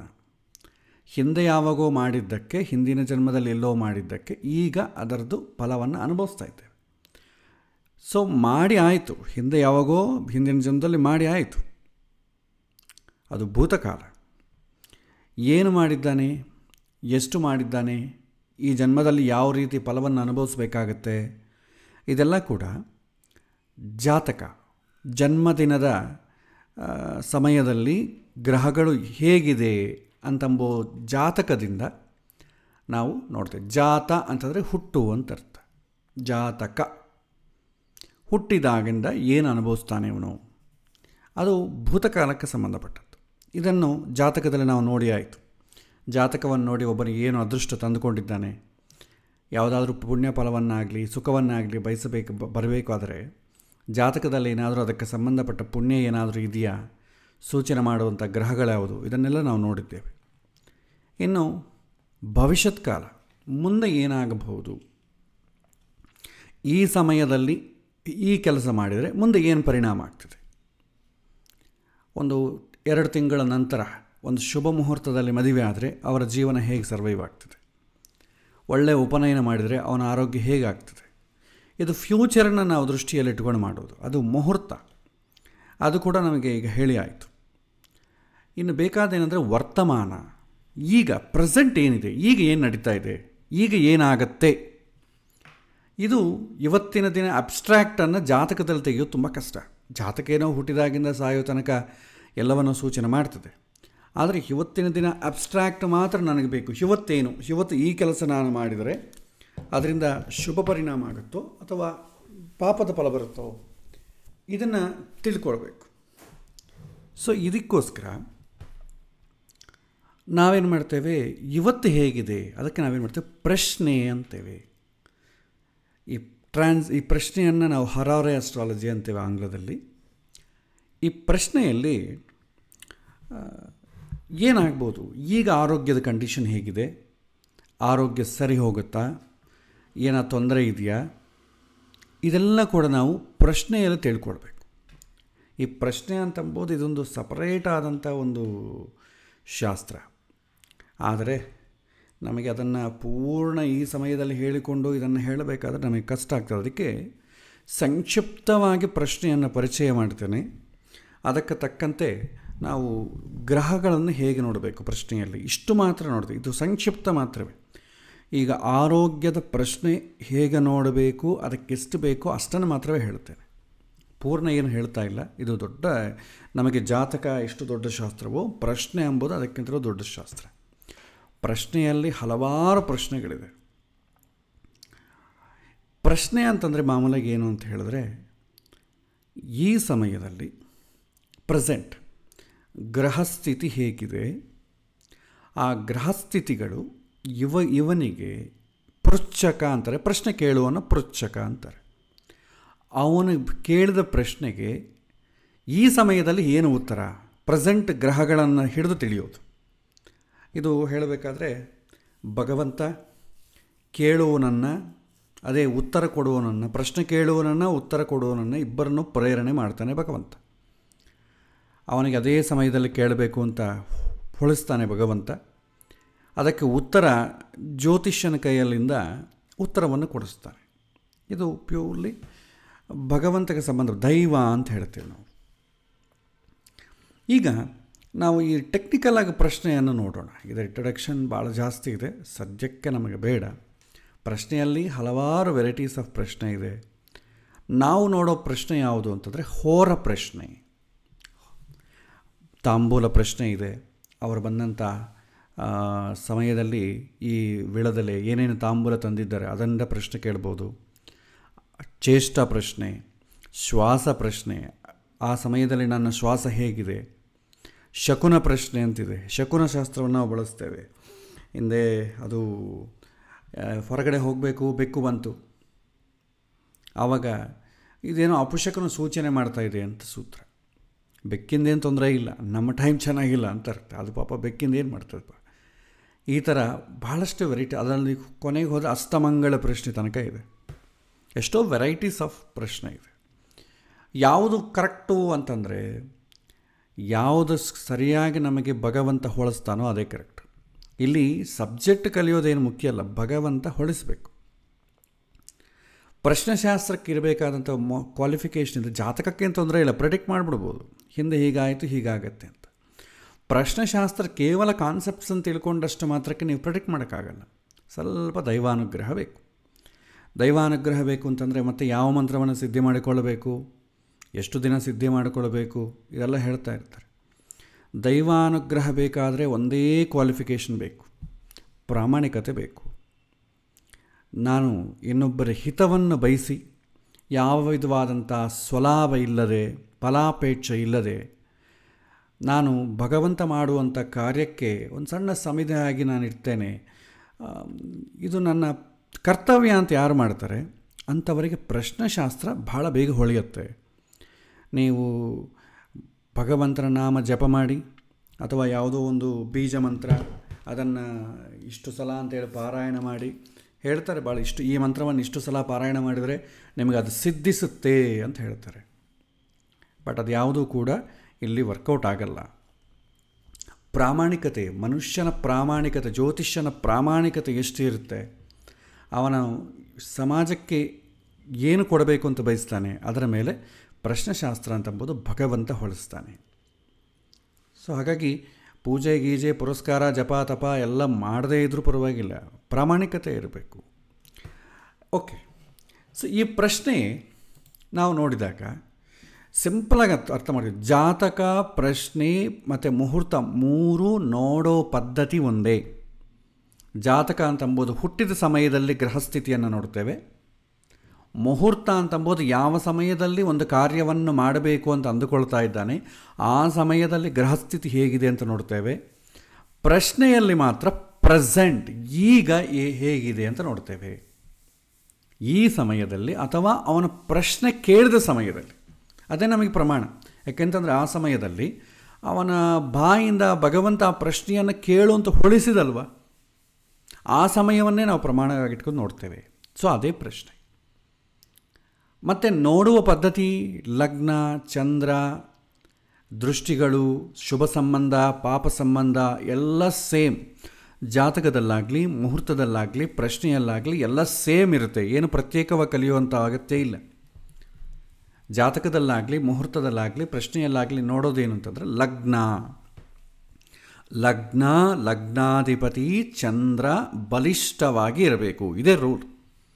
ಜಾತಕದಲ್ಲಿ ಲಗ್ನಸ್ಥಾನ, ಲಗ್ನಕಾರಕ, ಲಗ್ನಾಧಿಪತಿ ಬಲಿಷ್ಠನಾಗಿತ್ತಂತಂದರೆ ಅವನು ಈ ಪ್ರಪಂಚದಲ್ಲಿ ಏನು ಸಿಗುತ್ತೋ ಅದು ಅನುಭವಿಸಲಿಕ್ಕೆ ಯೋಗ್ಯನಾಗಿದ್ದಾನೆ ಅಂತ ಅರ್ಥ. ಯಾವುದು ಬಂದರೂ ಅವನು ಅನುಭವಿಸ್ಲಿಕ್ಕೆ ಯೋಗ್ಯತೆ ಇದೆ, ಅದನ್ನು ಹ್ಯಾಂಡಲ್ ಮಾಡಲಿಕ್ಕೆ ಬರ್ತದೆ, ಅದನ್ನು ಅನುಭವಿಸ್ಲಿಕ್ಕೆ ಬರುತ್ತೆ ಅಂತ ಅರ್ಥ. ಯಾಕೆಂತಂದರೆ ಎಲ್ಲ ಇದ್ದು ಅನುಭವಿಸೋ ಯೋಗ ಇಲ್ಲ ಅಂದರೆ ಪ್ರಯೋಜನ ಇಲ್ಲ. ಏನೂ ಇಲ್ಲದರೂ ಕೂಡ ಅನುಭವಿಸೋ ಯೋಗ ಇತ್ತಂದ್ಕೊಳ್ಳಿ, ನಮ್ಮ ಹತ್ರ ಇಲ್ಲದ್ರೂ ಪರವಾಗಿಲ್ಲ, ಬೇರೆಯವರು ಯಾರು ಕೊಡ್ತಾರೆ ನಮಗೆ. ಕೆಲವೊಂದು ಜನ ನೋಡಿ ಬೇಕಾದಷ್ಟು ಶ್ರೀಮಂತಿಗೆ ಇರುತ್ತೆ, ಆದರೆ ಆ ಶ್ರೀಮಂತಿಗೆಯನ್ನು ಉಪಯೋಗ ಮಾಡಲಿಕ್ಕೆ ಬರೋದಿಲ್ಲ. ಒಂದು ಏಜ್ ಆಯ್ತು ಅಂತಂದರೆ ಮನೆಯನ್ನು ICU ಮಾಡ್ಕೋಬೇಕಷ್ಟೇ, ಏನೋ ಒಂದು ಹೆಜ್ಜೆ ಕೂಡ ಇಡೋಕ್ಕಾಗಲ್ಲ. ವೀಲ್ಚೇರ್, ಆಟೋಮ್ಯಾಟಿಕ್ ವೀಲ್ಚೇರ್ ಇಟ್ಕೊಂಡು ಮನೆಯೆಲ್ಲ ಸುತ್ತಾ ಇರಬೇಕು, ಅಥವಾ ಯಾರೋ ಒಬ್ಬರು ಸಪೋರ್ಟ್ ಬೇಕು. ಇನ್ನು ಕೆಲವೊಂದು ಜನ ನೋಡಿ ಪಾಪ ಮನೆ ಬಾಗಿಲು ಏನೂ ಇರಲ್ಲ, ಪಾಪ ಯಾವುದೋ ಒಂದು ಶ್ರೀಮಂತರ ಮನೆಗೆ ಜಾಯಿನ್ ಆಗ್ತಾನೆ ಕೆಲಸಕ್ಕಾಗಿ. ಶ್ರೀಮಂತರ ಮನೆಗೆ ಇರ್ತಾರೆ, ಅಲ್ಲಿ ಇಲ್ಲಿ ಹೊರಗಡೆ ಅಲಿತಾ ಕೂತಿರ್ತಾರೆ. ಆ ಮನೆಯಲ್ಲಿರುವಂಥ ಸಮಸ್ತ ಭೋಗಗಳನ್ನು ಅವರೇ ಅನುಭವಿಸ್ತಾರೆ. ಬೇಕಾದಷ್ಟು ಪದಾರ್ಥಗಳನ್ನು ಮಾಡ್ತಾರೆ, ಬಂದು ಹೋಗೋರಿಗಾಗಲಿ ಅವ್ರಿಗಾಗಲಿ. ಬಂದು ಹೋಗೋರು ತಿನ್ನೋಲ್ಲ, ಇವರು ತಿನ್ನಲ್ಲ, ಯಾಕೆಂದರೆ ಕ್ಯಾಲರೀಸ್ ಬರ್ತದೆ, ಡಯಾಬಿಟಿಕ್ ಇದೆಲ್ಲ ಪ್ರಾಬ್ಲಮ್, ಅವ್ರು ತಿನ್ನೋದೇ ಇಲ್ಲ. ಸೌಜನ್ಯಕ್ಕೋಸ್ಕರ ಮಾಡ್ತಾರೆ, ಅವರೇನು ತಿನ್ನೋದಿಲ್ಲ. ಕೊನೆಗೆ ತಿನ್ನೋದು ಕೆಲಸದವರೇ. ಅವ್ರ ಮನೆಗಿರುವಂಥ ಪ್ರತಿಯೊಂದು ಆ ಮನೆಯಲ್ಲಿ ಇರುವಂಥ ಐಷಾರಾಮ ಜೀವನವನ್ನೆಲ್ಲ ಅನುಭವಿಸೋದು ಅವರೇ. ಯಾಕೆಂತಂದರೆ ಅವರೇ ಜಾಸ್ತಿ ಹೊತ್ತಿರ್ತಾರೆ, ಇವರು ಜಾಸ್ತಿ ಹೊತ್ತಿರಲ್ಲ. ಸೊ ಹಾಗಾಗಿ ಅನುಭವಿಸುವ ಯೋಗ ಇದ್ದರೆ ಭಗವಂತ ಬೇರೆ ನಮಗೆಲ್ಲದರೂ ಪರವಾಗಿಲ್ಲ, ಎಲ್ಲೋ ಒಂದು ಕಡೆಯಿಂದ ಒದಗಿಸ್ತಾನೆ. ಅನುಭವಿಸೋ ಯೋಗ ಇಲ್ಲ ಅಂತಂದರೆ ಎಷ್ಟು ಕೊಟ್ಟರೂ ಅದನ್ನು ನಮಗೆ ಅನುಭವಿಸಲಿಕ್ಕೆ ಬರುವುದಿಲ್ಲ. ಹಾಗಾಗಿ ಲಗ್ನ ಅಂತಂಬುದು ತುಂಬ ಮುಖ್ಯ. ಅದೇ ಪ್ರಶ್ನೆಯಲ್ಲಿ ಕೂಡ ಅಷ್ಟೇ, ವಿವಾಹ ಮಾಡಬೇಕು ಅಂತಂದರೆ ಎಷ್ಟು ಗಂಟೆ ಲಗ್ನ ಇಟ್ಟಿದ್ದಾರೆ. ಶುಭ ವೃಷಭ ಲಗ್ನದಲ್ಲಿ, ಶುಭ ತುಲಾ ಲಗ್ನದಲ್ಲಿ ವಿವಾಹ ಮಾಡಲಾಗುತ್ತದೆ. ಭಾಳ ಜನ ಈ ಮುಹೂರ್ತ ಇಡೋದೇ ಮದುವೆ ಆಗಲಿಕ್ಕೆ, ಚೆನ್ನಾಗಾಗಲಿಕ್ಕೆ, ನಿರ್ವಿಘ್ನವಾಗಿ ಅಂತ ಭಾಳ ಜನ ಅಂದುಕೊಂಡಿದ್ದಾರೆ. ಅದು ಕೊನೆಯ ಪ್ರಯೋಜನ. ಅದು ಕೂಡ ಒನ್ ಆಫ್ ದಿ ರೀಸನ್ ಅಷ್ಟೇ ಆಗಲಿ, ಅದೇ ಮೇಯ್ನ್ ಅಲ್ಲ. ಇವರು ಈ ಸಮಯದಲ್ಲಿ ಮದುವೆ ಮಾಡಿಕೊಂಡರೆ ಅವರಿಬ್ಬರ ಪ್ರಯಾಣ ಮುಂದೆ ಹೇಗೆ ಇರುತ್ತೆ, ಅವರಿಬ್ಬರಿಗೆ ಸಂತಾನ ಹೇಗಾಗುತ್ತೆ, ಅವರಿಬ್ಬರು ಮಾನಸಿಕ ನೆಮ್ಮದಿ ಹೇಗಿರುತ್ತೆ, ಅವರಿಬ್ಬರು ಐಶ್ವರ್ಯವನ್ನು ಹೇಗೆ ಅನುಭವಿಸ್ತಾರೆ. ಇಬ್ಬರು ಐಶ್ವರ್ಯ ಬರೋದಲ್ಲ, ಅನುಭವಿಸೋದು. ಬರೋದಕ್ಕೆ ಬೇರೆ ಬೇರೆ 10ನೇ ಮನೆ ನೋಡ್ತೇವೆ, 4ನೇ ಮನೆ ನೋಡ್ತೇವೆ, 7ನೇ ಮನೆ ನೋಡ್ತೇವೆ, ಅದೆಲ್ಲ ಬರುವಂಥದ್ದು. ಅನುಭವಿಸೋ ಯೋಗ ಬೇಕಲ್ವ. ಕಾರಿದೆ, ಇಬ್ಬರು ಕಲಿತು ಎಲ್ಲಾದರೂ ಹೋಗಬೇಕಲ್ಲ. ಆತೊಂದು ಕಡೆ ಈತೊಂದು ಸಲ ಹೋದೋ, ಇದು ಏನು ಪ್ರಯೋಜನ. ಸೊ ಅನುಭವಿಸೋ ಯೋಗ ಅಂಬೋದು ಲಗ್ನ ಹೇಳುತ್ತೆ. ಸೊ ಸಾಂಸಾರಿಕ ಜೀವನದಲ್ಲಿ ಏನೇನು ದಂಪತಿಗಳ ಆನಂದವನ್ನು ಪಡಬೇಕು ಅದನ್ನು ಸೂಚನೆ ಮಾಡೋದು ವಿವಾಹ ಲಗ್ನ. ಅದೇ ರೀತಿ ಷೋಡಶ ಸಂಸ್ಕಾರಗಳು ಯಾವುದ್ಯಾವುದಕ್ಕೆ ನಾವು ಮುಹೂರ್ತಗಳನ್ನು ಇಡ್ತೀವೋ, ಒಂದು ಮನೆ, ಒಂದು ಶಾಪ್ ಓಪನಿಂಗ್ ಮಾಡಬೇಕು. ಶಾಪ್ ಓಪನಿಂಗ್ ಮಾಡೋ ಉದ್ದೇಶ ಏನು? ಆ ಲಗ್ನದಲ್ಲಿ ಶಾಪ್ ಓಪನ್ ಮಾಡಿದರೆ ಯಾವ ಉದ್ದೇಶಕ್ಕಾಗಿ ನಾವು ಶಾಪನ್ನು ಓಪನ್ ಮಾಡ್ತಿದ್ದೇವೋ ಅದು ನನ್ನ ಅನುಭವಕ್ಕೆ ಬರುತ್ತೆ. ಇಷ್ಟೇ ರೀಸನ್. ಅದಕ್ಕೆ ಲಗ್ನವನ್ನು ವಿವಾಹ ಮುಹೂರ್ತದಲ್ಲಿ ಕೂಡ ಲಗ್ನವೇ ಪ್ರಧಾನ. ನಂತರ ಪ್ರಶ್ನೆಯಲ್ಲಿ ಕೂಡ ಲಗ್ನವೇ ಪ್ರಧಾನ. ಪ್ರಶ್ನೆ ಲಗ್ನ ತುಂಬ ನಮಗೆ ಬರುವ ಯೋಗ ಇದೆಯಾ ಅಂದರೆ ಲಗ್ನ. ಅದರ ಜೊತೆ ಬಂದ ಮೇಲೆ ನೆಮ್ಮದಿ ಕೂಡ ಸಿಗಬೇಕು. ಪ್ರೆಸೆಂಟ್ ಅಂದಾಗ ನೆಮ್ಮದಿ, ಫ್ಯೂಚರ್ ಅಂದ್ಕೊಳ್ಳಿ ಆ ಸಮಯದಲ್ಲಿ ನೆಮ್ಮದಿ ಸಿಗಬಹುದು, ಸಿಗದೇ ಇರ್ಬೋದು. ಆದರೆ ಪ್ರೆಸೆಂಟ್ ಅಂತಂಬೋದಕ್ಕೆ ಕೆಲಸವೂ ಆಗಬೇಕು, ಇಮಿಡಿಯೇಟ್ಲಿ ಮನಸ್ಸು ಕೂಡ ಕನೆಕ್ಟ್ ಆಗಿರುತ್ತೆ, ಅದು ನನಗೆ ಅನುಕೂಲವಾಗಿ ಕನಸಾಗಬೇಕು. ಹಾಗಾಗಿ ಮನಸ್ಸನ್ನು ಕೂಡ ಕನ್ಸಿಡರ್ ಮಾಡ್ತೇವೆ. ಲಗ್ನ ಚಂದ್ರ ಎರಡೂ ಪ್ರಧಾನ. ಇಲ್ಲಿ ಭೂತಕಾಲದಲ್ಲಿ ಜಾತಕದಲ್ಲಿ ಲಗ್ನವನ್ನು ತಗೊಳ್ತೇವೆ, ಗೋಚಾರದಲ್ಲಿ ಚಂದ್ರನನ್ನು ತಗೊಳ್ತೇವೆ, ಪ್ರಶ್ನೆಯಲ್ಲಿ ಲಗ್ನ ಚಂದ್ರ ಎರಡನ್ನೂ ನೋಡ್ತೇವೆ. ಏನು ನೋಡ್ತೇವೆ ಅಂತಂಬೋದು ಕಾಮನ್ ಎಲ್ಲದಕ್ಕೂ. ಲಗ್ನ ಸ್ಥಾನ, ಲಗ್ನಕಾರಕ, ಲಗ್ನಾಧಿಪತಿ ಬಲಿಷ್ಠವಾಗಿರಬೇಕು. ಅದು ಭೂತಕಾಲ ಆಗಬಹುದು, ಜಾತಕ ಆಗಬಹುದು, ಪ್ರಶ್ನೆ ಆಗಬಹುದು, ಮುಹೂರ್ತ ಆಗ್ಬೋದು. ರೂಲ್ ಅಂತೂ ಇದೆ, ಇದನ್ನು ಡಿವಿಯೇಟ್ ಆಗಬಾರ್ದು. ಭಾಳ ಜನ ಒಂದು ಪ್ರಶ್ನೆ ಕೇಳ್ತಾರೆ, ಎಲ್ಲ ಕಾನ್ಸೆಪ್ಟ್ಸ್ ಗೊತ್ತಿದೆ ಆದರೆ ಪ್ರಿಡಿಕ್ಷನ್ ಮಾಡೋಕ್ಕಾಗ್ತಾಯಿಲ್ಲ, ತುಂಬ ಡಿಫಿಕಲ್ಟ್ ಆಗ್ತಾಯಿದೆ ಯಾಕೆ ಅಂತ. ಇದು ಈ ಪ್ರಶ್ನೆಗೆ ಕೊನೆಗೆ ಸೆಷನ್ ಪ್ರಶ್ನೆಗಳು ಉತ್ತರಗಳು ಆ ಸೆಷನ್ನ ಕೊನೆಗೆ ನಾನು ಹೇಳ್ತೇನೆ. ಲಗ್ನ ಪ್ರಧಾನವಾಗಿ ನಾವು ನೋಡ್ತೇವೆ. ಪ್ರಶ್ನೆಯಲ್ಲಿ ಬಂದಾಗ ಲಗ್ನ ಸ್ಥಾನ ಶುಭವಾಗಿರಬೇಕು, ಲಗ್ನಾಧಿಪತಿ ಶುಭವಾಗಿರಬೇಕು. ಮುಖ್ಯವಾಗದು ಲಗ್ನ ಮಸ್ಟ್ ಬಿ ಸ್ಟ್ರಾಂಗ್. ಬರೀ ಸ್ಟ್ರಾಂಗ್ ಆಗಿರೋದೇ ಅಲ್ಲ, ಶುಭ ಇರಬೇಕು. ಬಲಿಷ್ಠವಾಗಿದ್ದು ಪ್ರಯೋಜನ ಇಲ್ಲ, ಶುಭವಾಗಿ ಕೂಡ ಇರಬೇಕು. ಶುಭ ಗ್ರಹಗಳ ಸಂಬಂಧ ಬರಬೇಕು. ಅದೇ ರೀತಿ ಮಾನಸಿಕ ಆ ಕೆಲಸ ಆಗೋದ್ರಿಂದ ಇಷ್ಟಾರ್ಥ ಈಡೇರಬೇಕು, ಮನಸ್ಸಿಗೆ ಸ್ವಲ್ಪ ಕೂಲ್ ಆಗಬೇಕು. ಅದಕ್ಕೋಸ್ಕರ ಚಂದ್ರ ಕೂಡ ಚೆನ್ನಾಗಿರಬೇಕು, ಚಂದ್ರ ಕೂಡ ಸ್ಟ್ರಾಂಗ್ ಆಗಿರಬೇಕು, ಶುಭವಾಗಿರಬೇಕು. ಆಮೇಲೆ ಅಂದುಕೊಂಡಂಥ ಕೆಲಸ ಆಗುತ್ತೆ, ಆದರೆ ಸಕ್ಸಸ್ ಆಗಬೇಕಲ್ಲ. ಸೊ ನಾನು ಅಂದುಕೊಂಡಿದ್ದಕ್ಕೆ ಲಾಭ ಆಗಬೇಕು. ಸೊ ಲಾಭ ಆಗಬೇಕು ಅಂತಂದಾಗ ನಾವೇನು ಮಾಡ್ತೇವೆ, ದಶಮ ಸ್ಥಾನವನ್ನು ನೋಡ್ತೇವೆ. ಲಗ್ನ ಚಂದ್ರ ದಶಮ ಸ್ಥಾನ ಚೆನ್ನಾಗಿತ್ತು ಅಂತಂದರೆ ಆ ಸಮಯದಲ್ಲಿ ಅವನು ಏನು ಪ್ರಶ್ನೆ ಕೇಳ್ತಾ ಇದ್ದಾನೋ ಅದು ಈಡೇರುತ್ತೆ ಅಂತ ಒಂದು ಬ್ಲೈಂಡ್ ಗುರ್ತನ್ ಮಾತು. ಲಗ್ನ ಅವನು ಏನು ಪ್ರಶ್ನೆನ ಕೇಳಿ, ಲಗ್ನ ಚೆನ್ನಾಗಿರಬೇಕು, ಚಂದ್ರ ಚೆನ್ನಾಗಿರಬೇಕು, 10ನೇ ಮನೆ ಚೆನ್ನಾಗಿರಬೇಕು. ಚೆನ್ನಾಗಿರಬೇಕು ಅಂದರೆ ಶುಭ ಸಂಬಂಧ ಬರಬೇಕು, ಪಾಪ ಸಂಬಂಧ ಬರಬಾರದು. ಇದು ರೂಲ್. ಶುಭ ಸ್ವಲ್ಪ ಆದರೂ ಪರವಾಗಿಲ್ಲ, ನೀವು ಸ್ಟ್ರಾಂಗ್ ಆಗಿ ವೀಕ್ ಆಗಿದ್ರೂ ಓಕೆ, ಶುಭ ಸ್ವಲ್ಪ ಆದರೂ ಇರಬೇಕು. ಹೀಗಿತ್ತು ಅಂತಂದರೆ ಅವನ ಹಾಕಿದಂಥ ಪ್ರಶ್ನೆ ಅನುಕೂಲವಾಗಿದೆ ಅಂತ ತಿಳ್ಕೊಳ್ಳಿ. ಯಾವಾಗ ಲಗ್ನ ಸ್ಟ್ರಾಂಗ್ ಆಗಿರಬೇಕು, ಚಂದ್ರ ಸ್ಟ್ರಾಂಗ್ ಆಗಿರಬೇಕು, ಶುಭವಾಗಿರಬೇಕು, ಚಂದ್ರ ಸ್ಟ್ರಾಂಗ್ ಆಗಿರಬೇಕು, ಶುಭವಾಗಿರಬೇಕು, 10ನೇ ಮನೆ ಸ್ಟ್ರಾಂಗ್ ಆಗಿರಬೇಕು, ಶುಭವಾಗಿರಬೇಕು. ಲಗ್ನ ಚೆನ್ನಾಗಿದ್ದರೆ ಕೆಲಸ ಈಡೇರ್ತದೆ, ಚಂದ್ರ ಚೆನ್ನಾಗಿದ್ದರೆ ಈಡೇರೋದ್ರಿಂದ ಸ್ವಲ್ಪ ನೆಮ್ಮದಿ ಆಗ್ತದೆ. ನೆಮ್ಮದಿ ಆಗತ್ತಂದ್ರೆ ನೀವು ಅವನು ಅಂದುಕೊಂಡಷ್ಟು ರಿಸಲ್ಟ್ ಬರ್ತದೆ ಅಂತ. 10ನೇ ಮನೆ ಚೆನ್ನಾಗಿದ್ದರೆ ದ ಹೋಲ್ ಪ್ರಾಸೆಸ್ ಲಾಭ ಸಿಗುತ್ತೆ ಅಂತ ಅರ್ಥ. ಆಮೇಲೆ ಕಾರ್ಯೇಶ ಅಂತಂದರೆ ಕಾರಕ ಅಂತ ಅರ್ಥ. ಇಲ್ಲಿ ಕಾರ್ಯೇಶ ಅಂತಂದರೆ ವಿವಾಹಕ್ಕೆ ಯಾರು ಕಾರಕ ಆಗ್ತಾರೆ, ಶುಕ್ರ. ಮತ್ತು ವಿವಾಹಕ್ಕೆ ಮನೆ ಯಾವುದು, ಸಪ್ತಮಾಧಿಪತಿ. ಉದ್ಯೋಗಕ್ಕೆ ಕಾರಕ ಶನಿ ಅಥವಾ ಸೂರ್ಯ, ಅಥವಾ ಅಧಿಪತಿ ಯಾರು, ದಶಮಾಧಿಪತಿ. ಇವರನ್ನು ಕಾರ್ಯೇಶ ಅಂದರೆ ಅವ್ರಿಗೆ ಏನು ಪ್ರಶ್ನೆ ಕೇಳ್ತಾರೆ, ಪ್ರಶ್ನೆ ಕ್ವಾಲಿಫೈ ಆಗಿದೆ, ಅದು ಯಾವುದಕ್ಕೆ ಸಂಬಂಧಪಟ್ಟ ಪ್ರಶ್ನೆ. ವಿವಾಹಕ್ಕಾದರೆ ಸಪ್ತಮ ಸ್ಥಾನ ನೋಡಿ, ಉದ್ಯೋಗ ಆದರೆ ದಶಮ ಸ್ಥಾನವನ್ನು ನೋಡಿ, ರೋಗ ಆದರೆ 6ನೇ ಮನೆಯನ್ನು ನೋಡಿ. ಅದನ್ನು ಕಾರ್ಯೇಶ ಅಂದರೆ ಅಧಿಪತಿ ಮತ್ತು ಕಾರಕ ಅಂತ ಅರ್ಥ. ಇದು ಪ್ರಶ್ನೆಶಾಸ್ತ್ರದಲ್ಲಿ ತುಂಬ ಇಂಪಾರ್ಟೆಂಟ್. ನೆಕ್ಸ್ಟ್, ಪ್ರಶ್ನೆ ಹೇಗೆ ಕೇಳಬೇಕು. ಆ್ಯಕ್ಚುಲಿ ಮೊದಲನೇ ಪ್ರಶ್ನೆ ಕೇಳಿದ ಅಂತ ಅಂದ್ಕೊಳ್ಳಿ, ಆ ಸಮಯದಲ್ಲಿ ಲಗ್ನ ಯಾವುದಿದೆ ಅದನ್ನು ತಗೊಳ್ಳಿ. ಆ ಲಗ್ನದಿಂದ ಲಗ್ನ ಸ್ಥಾನ ಹೇಗಿದೆ, ಲಗ್ನವನ್ನು ಏನಾದರೂ ಶುಭ ಗ್ರಹಗಳು ನೋಡ್ತಾ ಇದೆಯಾ, ಚಂದ್ರ ಹೇಗಿದ್ದಾನೆ, ದಶಮ ಸ್ಥಾನ ಹೇಗಿದ್ದಾನೆ, ಈ 3 ನೋಡಿದ್ರೆ ಸಾಕು. 2ನೇ ಪ್ರಶ್ನೆ ಏನಾದರೂ ಕೇಳಿದ್ರೆ ಚಂದ್ರ ಯಾವುದಿದ್ದಾನೆ, ಚಂದ್ರ ಲಗ್ನವನ್ನು ತಗೊಳ್ಳಿ. 3ನೇ ಪ್ರಶ್ನೆ ನೋಡಬೇಕಾದ್ರೆ ಸೂರ್ಯ ಲಗ್ನವನ್ನು ತಗೊಳ್ಳಿ. 4ನೇ ಪ್ರಶ್ನೆ ಕೇಳಬೇಕಾದ್ರೆ ಗುರು ಎಲ್ಲಿರ್ತಾನೋ ಅದನ್ನೇ ಲಗ್ನವನ್ನು ಮಾಡಿ. 5ನೇ ಪ್ರಶ್ನೆ ಕೇಳಿದ್ರೆ ಬುಧ ಮತ್ತು ಶುಕ್ರರಲ್ಲಿ ಯಾರು ಬಲಿಷ್ಠವಾಗಿರ್ತಾರೋ ಅದನ್ನು ಲಗ್ನವನ್ನು ಮಾಡಿ. ಆದರೆ ಪ್ರಶ್ನೆ ಅಂತಂದರೆ ಇದ್ದಕ್ಕಿದ್ದಾಗೆ ತಲೆಯಲ್ಲಿ ಹೊಳೆಯೋದು. ಇದ್ದಕ್ಕಿದ್ದಾಗೆ ತಲೆಯಲ್ಲಿ 4-5 ಪ್ರಶ್ನೆಗಳು ಯಾರಿಗೂ ಹೊಳೆಯಲ್ಲ. ಒಂದೇ ಪ್ರಯಾರಿಟಿ ವೈಸ್ ಒಂದೇ ಪ್ರಶ್ನೆ ಇರ್ತದೆ, ಅಥವಾ 2 ಇರ್ಬೋದು. 3ನೇ ಪ್ರಶ್ನೆ ಕೂಡ ಬರೋದಿಲ್ಲ. ಮುಖ್ಯವಾಗಿರೋ ಪ್ರಶ್ನೆಗಳನ್ನು ಕೇಳ್ತೇವೆ. ಹಾಗಾಗಿ ಮ್ಯಾಕ್ಸಿಮಮ್ 2 ಪ್ರಶ್ನೆಗಳಿಗೆ ಅವಕಾಶ ಕೊಡಿ. 3ನೇ ಪ್ರಶ್ನೆಗಳು ಬಂತು ಅಂತಂದರೆ ಮತ್ತೊಮ್ಮೆ ಯಾವಾಗಾದರೂ ಕೇಳಿ. ಭಗವಂತ ಪ್ರೇರಣೆ ಮಾಡಿದಾಗ ಅನ್ಎಕ್ಸ್ಪೆಕ್ಟೆಡಾಗಿ ಕೇಳಬೇಕು. ಮತ್ತು ಟೈಮ್ ಇಟ್ಟುಕೊಂಡು ನಾನು ಈ ಟೈಮಿಗೆ ಬರ್ತೇನೆ, ಈ ಟೈಮಲ್ಲಿ ಗ್ರಹಸ್ಥಿತಿ ಚೆನ್ನಾಗಿದೆ, ಆ ಟೈಮಲ್ಲಿ ಬಂದು ನಿಮ್ಮ ಪ್ರಶ್ನೆಯನ್ನು ಕೇಳ್ತೀನಿ ಅಂತಂದರೆ ರೆಡಿಮೇಡ್ ಆಗ್ತದೆ. ಆ ಟೈಮಲ್ಲಿ ಭಗವಂತ ಹಾಗೆಲ್ಲ ಹೊಡೆಸಲ್ಲ. ಅನ್ಎಕ್ಸ್ಪೆಕ್ಟೆಡಾಗಿ ಕೇಳಬೇಕು, ಇಂಟೆನ್ಷನಲಿ ಕೇಳಬಾರ್ದು, ಕೇಳಲೇಬೇಕು ಅಂತ. ಆ ಸಮಯದಲ್ಲಿ ಏನೋ ಪರಿಹಾರಕ್ಕೋಸ್ಕರ ಬಂದು ಜ್ಯೋತಿಷ್ಯರಿಗೆ ಹೋದ ಏನೋ ಪರಿಹಾರ ಸಿಗತ್ತೆ ಅಂತ ಕೇಳ್ತಾರೆ. ಪ್ರಶ್ನೆಶಾಸ್ತ್ರವನ್ನು ಡೈರೆಕ್ಟಾಗಿ ಯಾರೂ ಕೇಳಕ್ಕೆ ಬರಲ್ಲ. ಏನೋ ಸಮಸ್ಯೆಯನ್ನು ಕೇಳ್ತಾರೆ, ಆ ಸಮಸ್ಯೆಗೆ ಜಾತಕವನ್ನು ನೋಡಬೇಕೋ ಪ್ರಶ್ನೆಯನ್ನು ನೋಡಬೇಕೋ 2 ಜೊತೆಯಾಗಿ ನೋಡಬೇಕು ಅಂತಂಬುದು ಈ ಜ್ಯೋತಿಷ್ಯನ ವಿವೇಕದ ಮೇಲೆ ಆಧಾರ ಪಟ್ಟಿರ್ತದೆ. ಸೊ ಮ್ಯಾಕ್ಸಿಮಮ್ 2 ಪ್ರಶ್ನೆಗಳಿಗೆ ಅವಕಾಶ ಕೊಡಿ.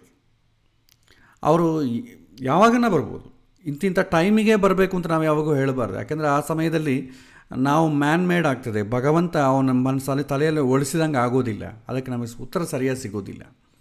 ಇದು ಸಂಕ್ಷಿಪ್ತವಾಗಿ ಪ್ರಶ್ನೆ. ಇದಕ್ಕಿನ್ನೂ ಬಹಳ ಇದೆ, ಅದನ್ನು ಶಾಸ್ತ್ರದಲ್ಲಿ ತಿಳ್ಕೊಳ್ಬೋದು. ಬಟ್ ನಮಗೆ ಸಾಕು. ಪ್ರಶ್ನೆ ಏನಾದರೂ ನೋಡಬೇಕು, ಯಾರಿಗಾದರೂ ಬಂದು ಇವಾಗ ನಂಗೆ ಟೈಮ್ ಚೆನ್ನಾಗಿದೆ, ನಾನೀಗ ಏನೋ ಕೆಲಸ ಮಾಡಬೇಕು ಅಂತ ಕೂತಾಯಿದ್ದೀನಿ, ಒಂದು ಅಂದ್ಕೊಂಡಿದ್ದೀನಿ, ಆ ಕೆಲಸ ಮಾಡಬೇಕು ಅಂತಿದ್ದೀನಿ, ಅದಾಗತ್ತಾ ಇಲ್ವ ಅಂತ ಯಾರಾದರೂ ನಿಮ್ಮನ್ನು ಪ್ರಶ್ನೆ ಕೇಳಿದರೆ ಆ ಸಮಯದಲ್ಲಿ ಗ್ರಹಸ್ಥಿತಿ ಏನಿದೆ ಅದನ್ನು ಹಾಕಿಕೊಂಡು ಲಗ್ನ ಹೇಗಿದ್ದಾನೆ, ಲಗ್ನ ಹೇಗಿದೆ, ಶುಭಗ್ರಹಗಳ ಸಂಬಂಧ ಇದೆಯಾ ನೋಡಿ. ಈ ಸಮಯದಲ್ಲಿ ಲಗ್ನ ಯಾವುದಾಗಿದೆ, ಕನ್ಯಾ ಲಗ್ನ ಆಗಿದೆ, ಶುಭಗ್ರಹಗಳ ಸಂಬಂಧ ಇದೆಯಾ. ಸೊ ಶುಭಗ್ರಹಗಳ ಸಂಬಂಧ ಅಂದರೆ ಲಗ್ನದಲ್ಲಿರೋ ಗ್ರಹ, ಲಗ್ನವನ್ನು ನೋಡೋ ಗ್ರಹ. ಲಗ್ನದಲ್ಲಿ 2 ಪಾಪಗ್ರಹ ಇದೆ.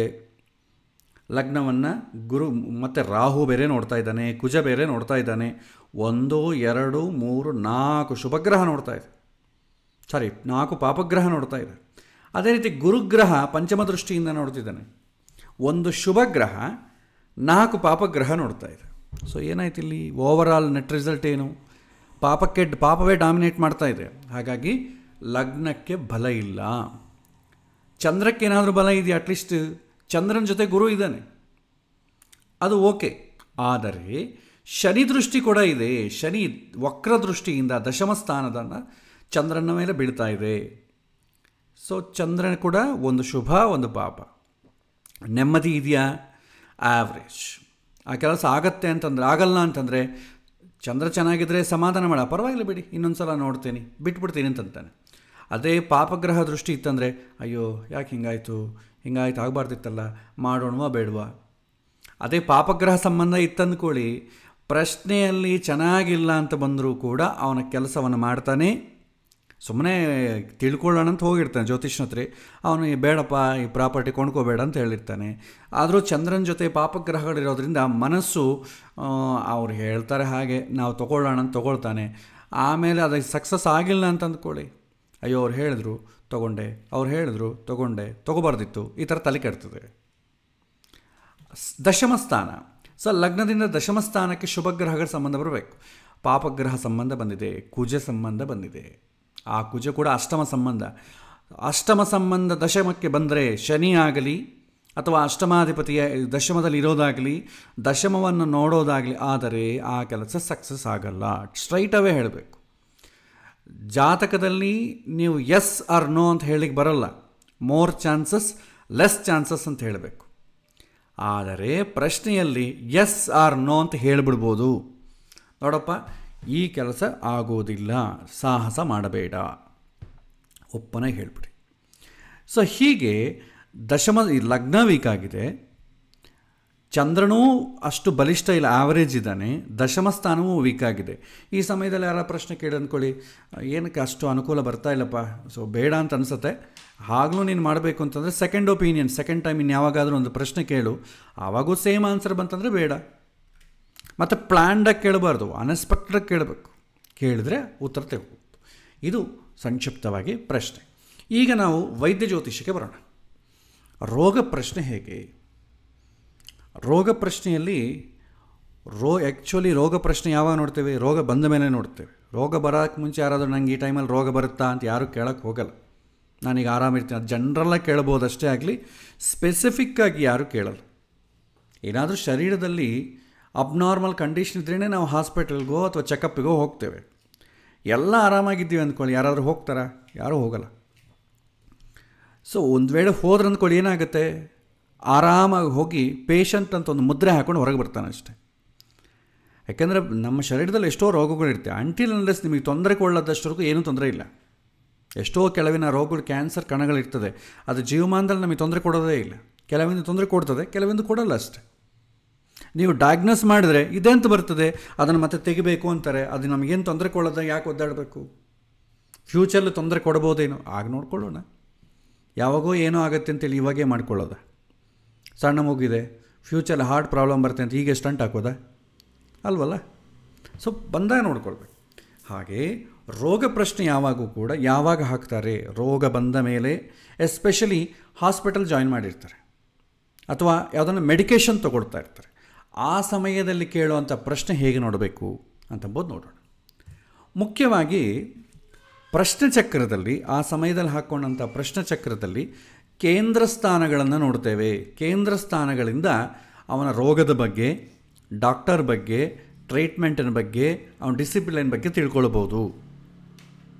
ಹಾಸ್ಪಿಟ್ಲ್ ಸೇರಿಸಿದ್ದೀವಾಚಾರ್ಯ, ಹೇಗಿದೆ, ಯಾವಾಗ ಗುಣ ಆಗ್ತದೆ ಹೇಳಿ, ರೋಗ ಹೇಗಿದೆ, ಕಡಿಮೆ ಆಗ್ತದೋ ಜಾಸ್ತಿ ಆಗ್ತದೋ ಹೇಳಿ ಅಂತ ಹೇಳ್ತಾರೆ. ಆ ಸಮಯದಲ್ಲಿ ನೀವೇನು ಮಾಡ್ತೇವೆ, ಜನರಲ್ಲಾಗಿ ಲಗ್ನ ಅದೆಲ್ಲ ನೋಡ್ತೇವೆ. ನೋಡಿ ಕೇಂದ್ರ ಸ್ಥಾನಗಳನ್ನು ಪರೀಕ್ಷೆ ಮಾಡಿ. ಲಗ್ನ ಡಾಕ್ಟರ್ನ ಸೂಚನೆ ಮಾಡ್ತಾರೆ. ಪ್ರಶ್ನೆ ಕೇಳಿದ ಲಗ್ನ ಮತ್ತು ಅವ್ರ ಜಾತಕ ತಗೋಬೇಡಿ. ಆ ಸಮಯದಲ್ಲಿ ಗ್ರಹಸ್ಥಿತಿ ಏನಿದೆ, ಆ ಸಮಯದಲ್ಲಿ ಯಾವುದು ಲಗ್ನ ಆಪರೇಟ್ ಆಗ್ತಾಯಿದೆ ಅದನ್ನು ತಗೊಳ್ಳಿ. ಲಗ್ನ ಡಾಕ್ಟರ್ ವೈದ್ಯನನ್ನು ಸೂಚನೆ ಮಾಡ್ತದೆ. ಲಗ್ನದಿಂದ 4ನೇ ಮನೆ ಚತುರ್ಥ ಸ್ಥಾನ ಆ ರೋಗಿ ತೆಗೆದುಕೊಳ್ಳುವಂಥ ಮೆಡಿಸನ್ ಸೂಚನೆ ಮಾಡ್ತದೆ.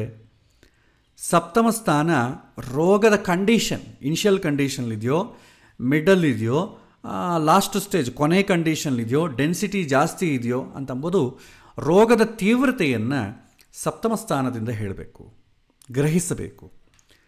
ಆಮೇಲೆ ಪೇಷಂಟು ರೋಗ ಬೇಗ ಗುಣ ಆಗಬೇಕು ಅಂದರೆ ಡಾಕ್ಟರ್ ಹೇಳ್ದಂಗೆ ಕೇಳಬೇಕು, ಡಿಸಿಪ್ಲೈನ್ಡ್ ಆಗಿರಬೇಕು, ಸ್ವಲ್ಪ ಶಿಸ್ತುಬದ್ಧವಾಗಿ ಆಹಾರ ಔಷಧ ನಿಯಮಗಳನ್ನು ತಿಳ್ಕೊಂಡ್ರೆ ಬೇಗ ಹೊರಗೆ ಬರ್ತದೆ. ಕೆಲವೊಮ್ಮೆ ಡಾಕ್ಟರ್ಸ್ ಹೇಳ್ತಾರೆ ನೀವು ಟ್ಯಾಬ್ಲೆಟ್ಸ್ ತೊಗೊಳ್ಳಿ ಅಂತ ಹೇಳ್ತಾರೆ, ಆದರೂ ಕೂಡ ಅವ್ರ ಫುಡ್ ಹ್ಯಾಬಿಟ್ಸ್ ವಿಚಿತ್ರವಾಗಿರುತ್ತೆ. ಈಗ ಭಾಳಷ್ಟು ಜನ ಈ ಫಂಕ್ಷನ್ಸ್ಗೆ ಹೋಗ್ತಾ ಇರ್ತೇವೆ, ಎಲ್ಲರೂ ಫಂಕ್ಷನ್ಸ್, ಯಾಕೆಂದರೆ ಡಯಾಬಿಟಿಕ್ ಪೇಷಂಟ್ಸ್ ಈಗ ಅದು ಏನು ಮಾಡ್ತಾರೆ, ಊಟಕ್ಕೆ ಮುಂಚೆ ಒಂದು ಟ್ಯಾಬ್ಲೆಟ್ ಹಾಕ್ಕೊಡ್ತಾರೆ ಅಥವಾ ಇಂಜೆಕ್ಷನ್ ಚುಚ್ಕೊಡ್ತಾರೆ, ಆಮೇಲೆ ಬೇಕಾದಷ್ಟೆಲ್ಲ ತಿಂತಾ ಇರ್ತಾರೆ. ಸೊ ಹಿಂದೆ ಒಂದು ಗಾದೆ ಇತ್ತು, ನಾನು ತೆಲುಗು ಓದಿದ್ರಿಂದ ಅಲ್ಲಿ ಹೇಳ್ತಿದ್ರು, ಕೆಸರನ್ನ ಕಾಲಿಡೋದಕ್ಕೆ ತೊಳ್ಕೊಳ್ಳೋದಕ್ಕೆ ಅಂತ. ಸೊ ಅತಿಯಾಗಿ ಸೇವನೆ ಮಾಡಿದರೆ ಟ್ಯಾಬ್ಲೆಟ್ ನುಂಗ್ತಾ ಇರಬೇಕು. ಡಯಾಬಿಟಿಕ್ ಬಂದಿದೆ ಒಳ್ಳೆಯದು, ಅದನ್ನು ಕ್ರಮೇಣ ಡೌನ್ ಮಾಡಿಕೊಂಡು ಟ್ಯಾಬ್ಲೆಟ್ ನಿಲ್ಲಿಸ್ಬಿಡ್ಬೇಕು. ಸ್ವಲ್ಪ ಫುಡ್ ಹ್ಯಾಬಿಟ್ಸ್ ಕರೆಕ್ಟಾಗಿತ್ತು ಅಂದ್ಕೊಳ್ಳಿ, ಟ್ಯಾಬ್ಲೆಟ್ಸ್ ನಿಲ್ಲಿಸ್ಬಿಟ್ರೆ ಆಯಿತು.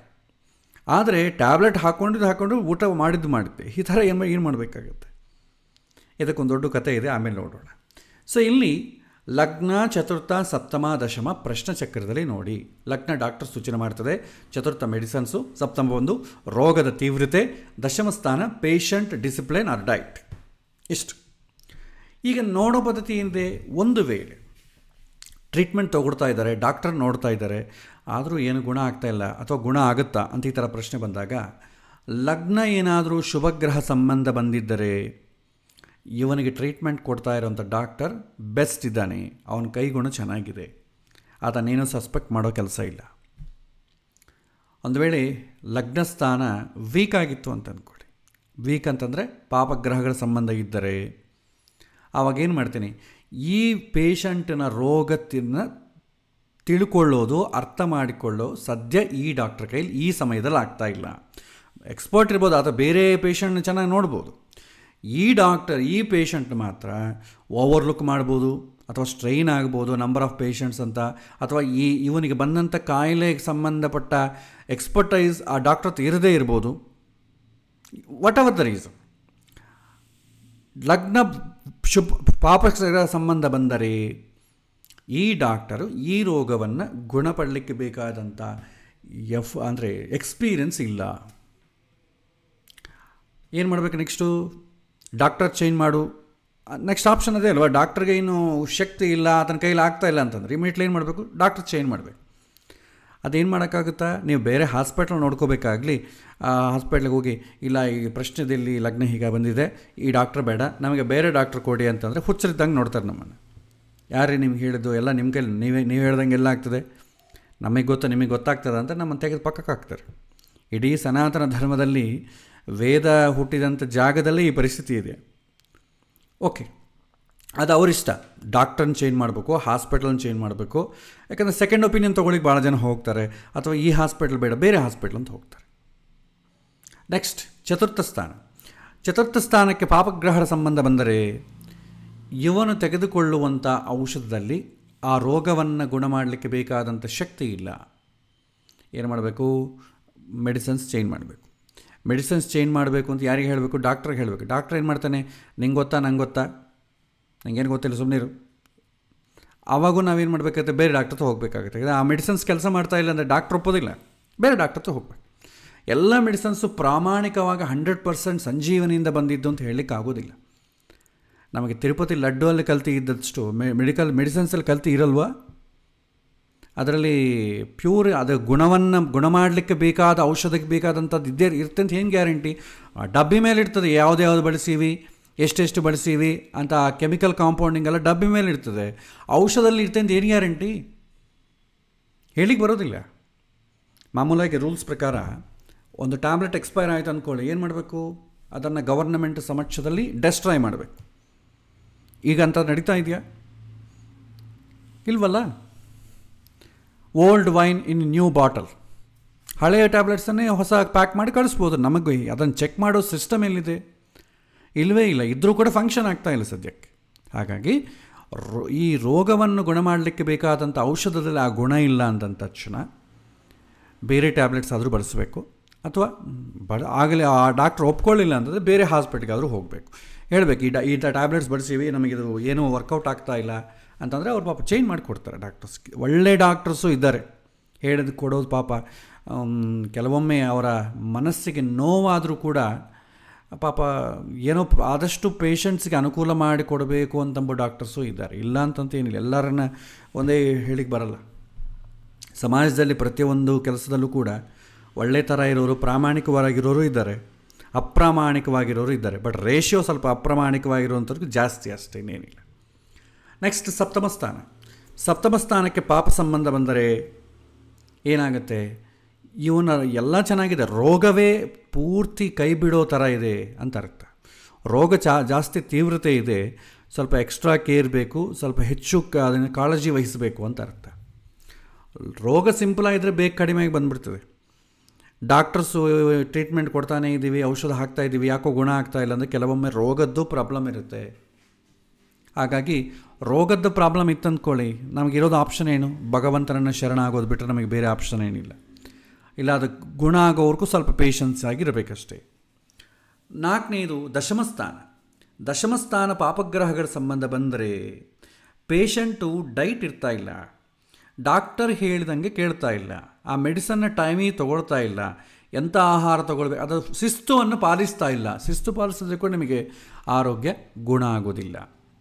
ಮೇಲಿನ 4 ಕಂಡೀಷನಲ್ಲಿ ಡಾಕ್ಟರ್ ಸರಿ ಇಲ್ಲದೇ ಇದ್ದರೆ, ಅಥವಾ ಔಷಧಕ್ಕೆ ಕಡಿಮೆ ಮಾಡೋ ಗುಣ ಇಲ್ಲದೇ ಇದ್ದರೆ, ಅಥವಾ ರೋಗ ತೀವ್ರತೆ ಜಾಸ್ತಿ ಇದ್ದರೆ, ಅಥವಾ ಡಾಕ್ಟರ್ ಹೇಳಿದಂತೆ ಪೇಷಂಟನ್ನು ನಡ್ಕೊಳ್ಳದೇ ಇದ್ದರೆ ರೋಗ ಕಡಿಮೆ ಆಗೋದಿಲ್ಲ.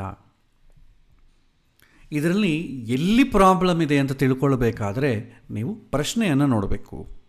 ಯಾರಾದರೂ ಹಾಸ್ಪಿಟ್ಲ್ ಜಾಯಿನ್ ಮಾಡಿದ ಆಚಾರ್ಯ ಹೇಗಿದೆ ಕಂಡೀಷನ್ ಸ್ವಲ್ಪ ನೋಡಿ ಅಂತಂದರೆ ಆ ಸಮಯದಲ್ಲಿ ಪ್ರಶ್ನೆ ಚಕ್ರ ಹಾಕಿಕೊಂಡು ಲಗ್ನ, ಚತುರ್ಥ, ಸಪ್ತಮ, ದಶಮ ನೋಡಿ. ಅವಾಗ ಅವರಿಗೆ ಸೂಕ್ಷ್ಮವಾಗಿ ಹಿಂಟ್ ಕೊಡಿ.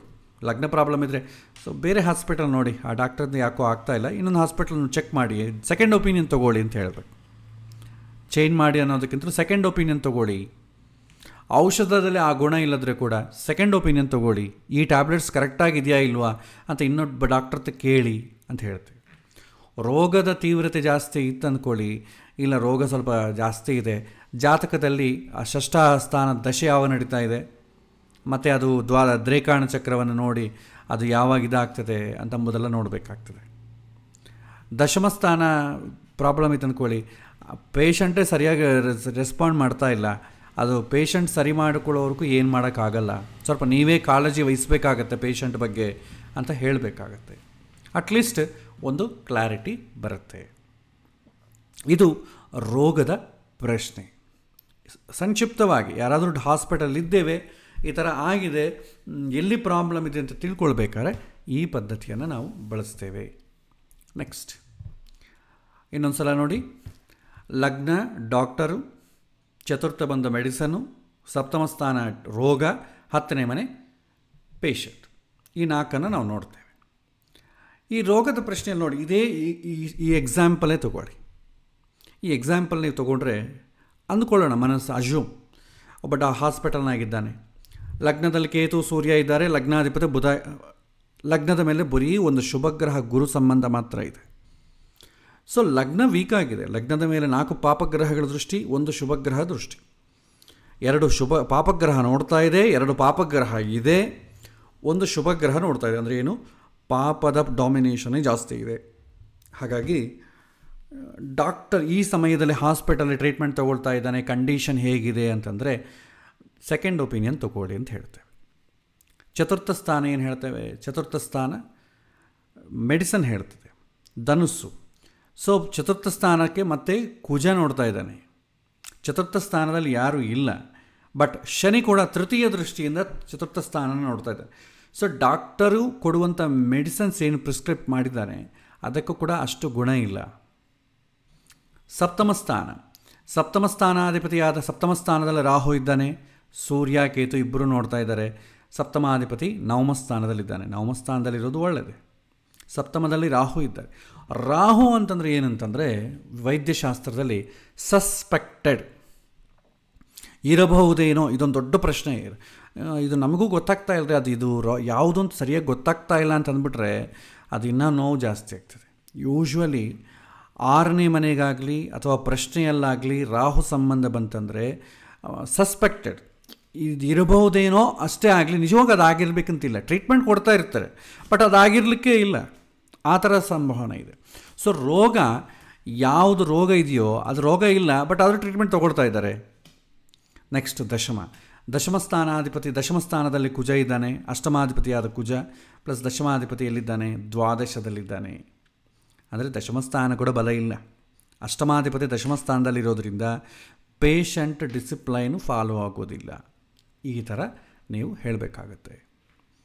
ಶುಭಗ್ರಹಗಳ ಸಂಬಂಧ ಬಂದರೆ ಅನುಕೂಲ, ಪಾಪಗ್ರಹಗಳ ಸಂಬಂಧ ಬಂದರೆ ಪ್ರತಿಕೂಲ. ಯಾವುದಕ್ಕೆ ಅವ್ರು ಏನು ಪ್ರಶ್ನೆ ಕೇಳ್ತಾರೋ ಅದಕ್ಕೆ.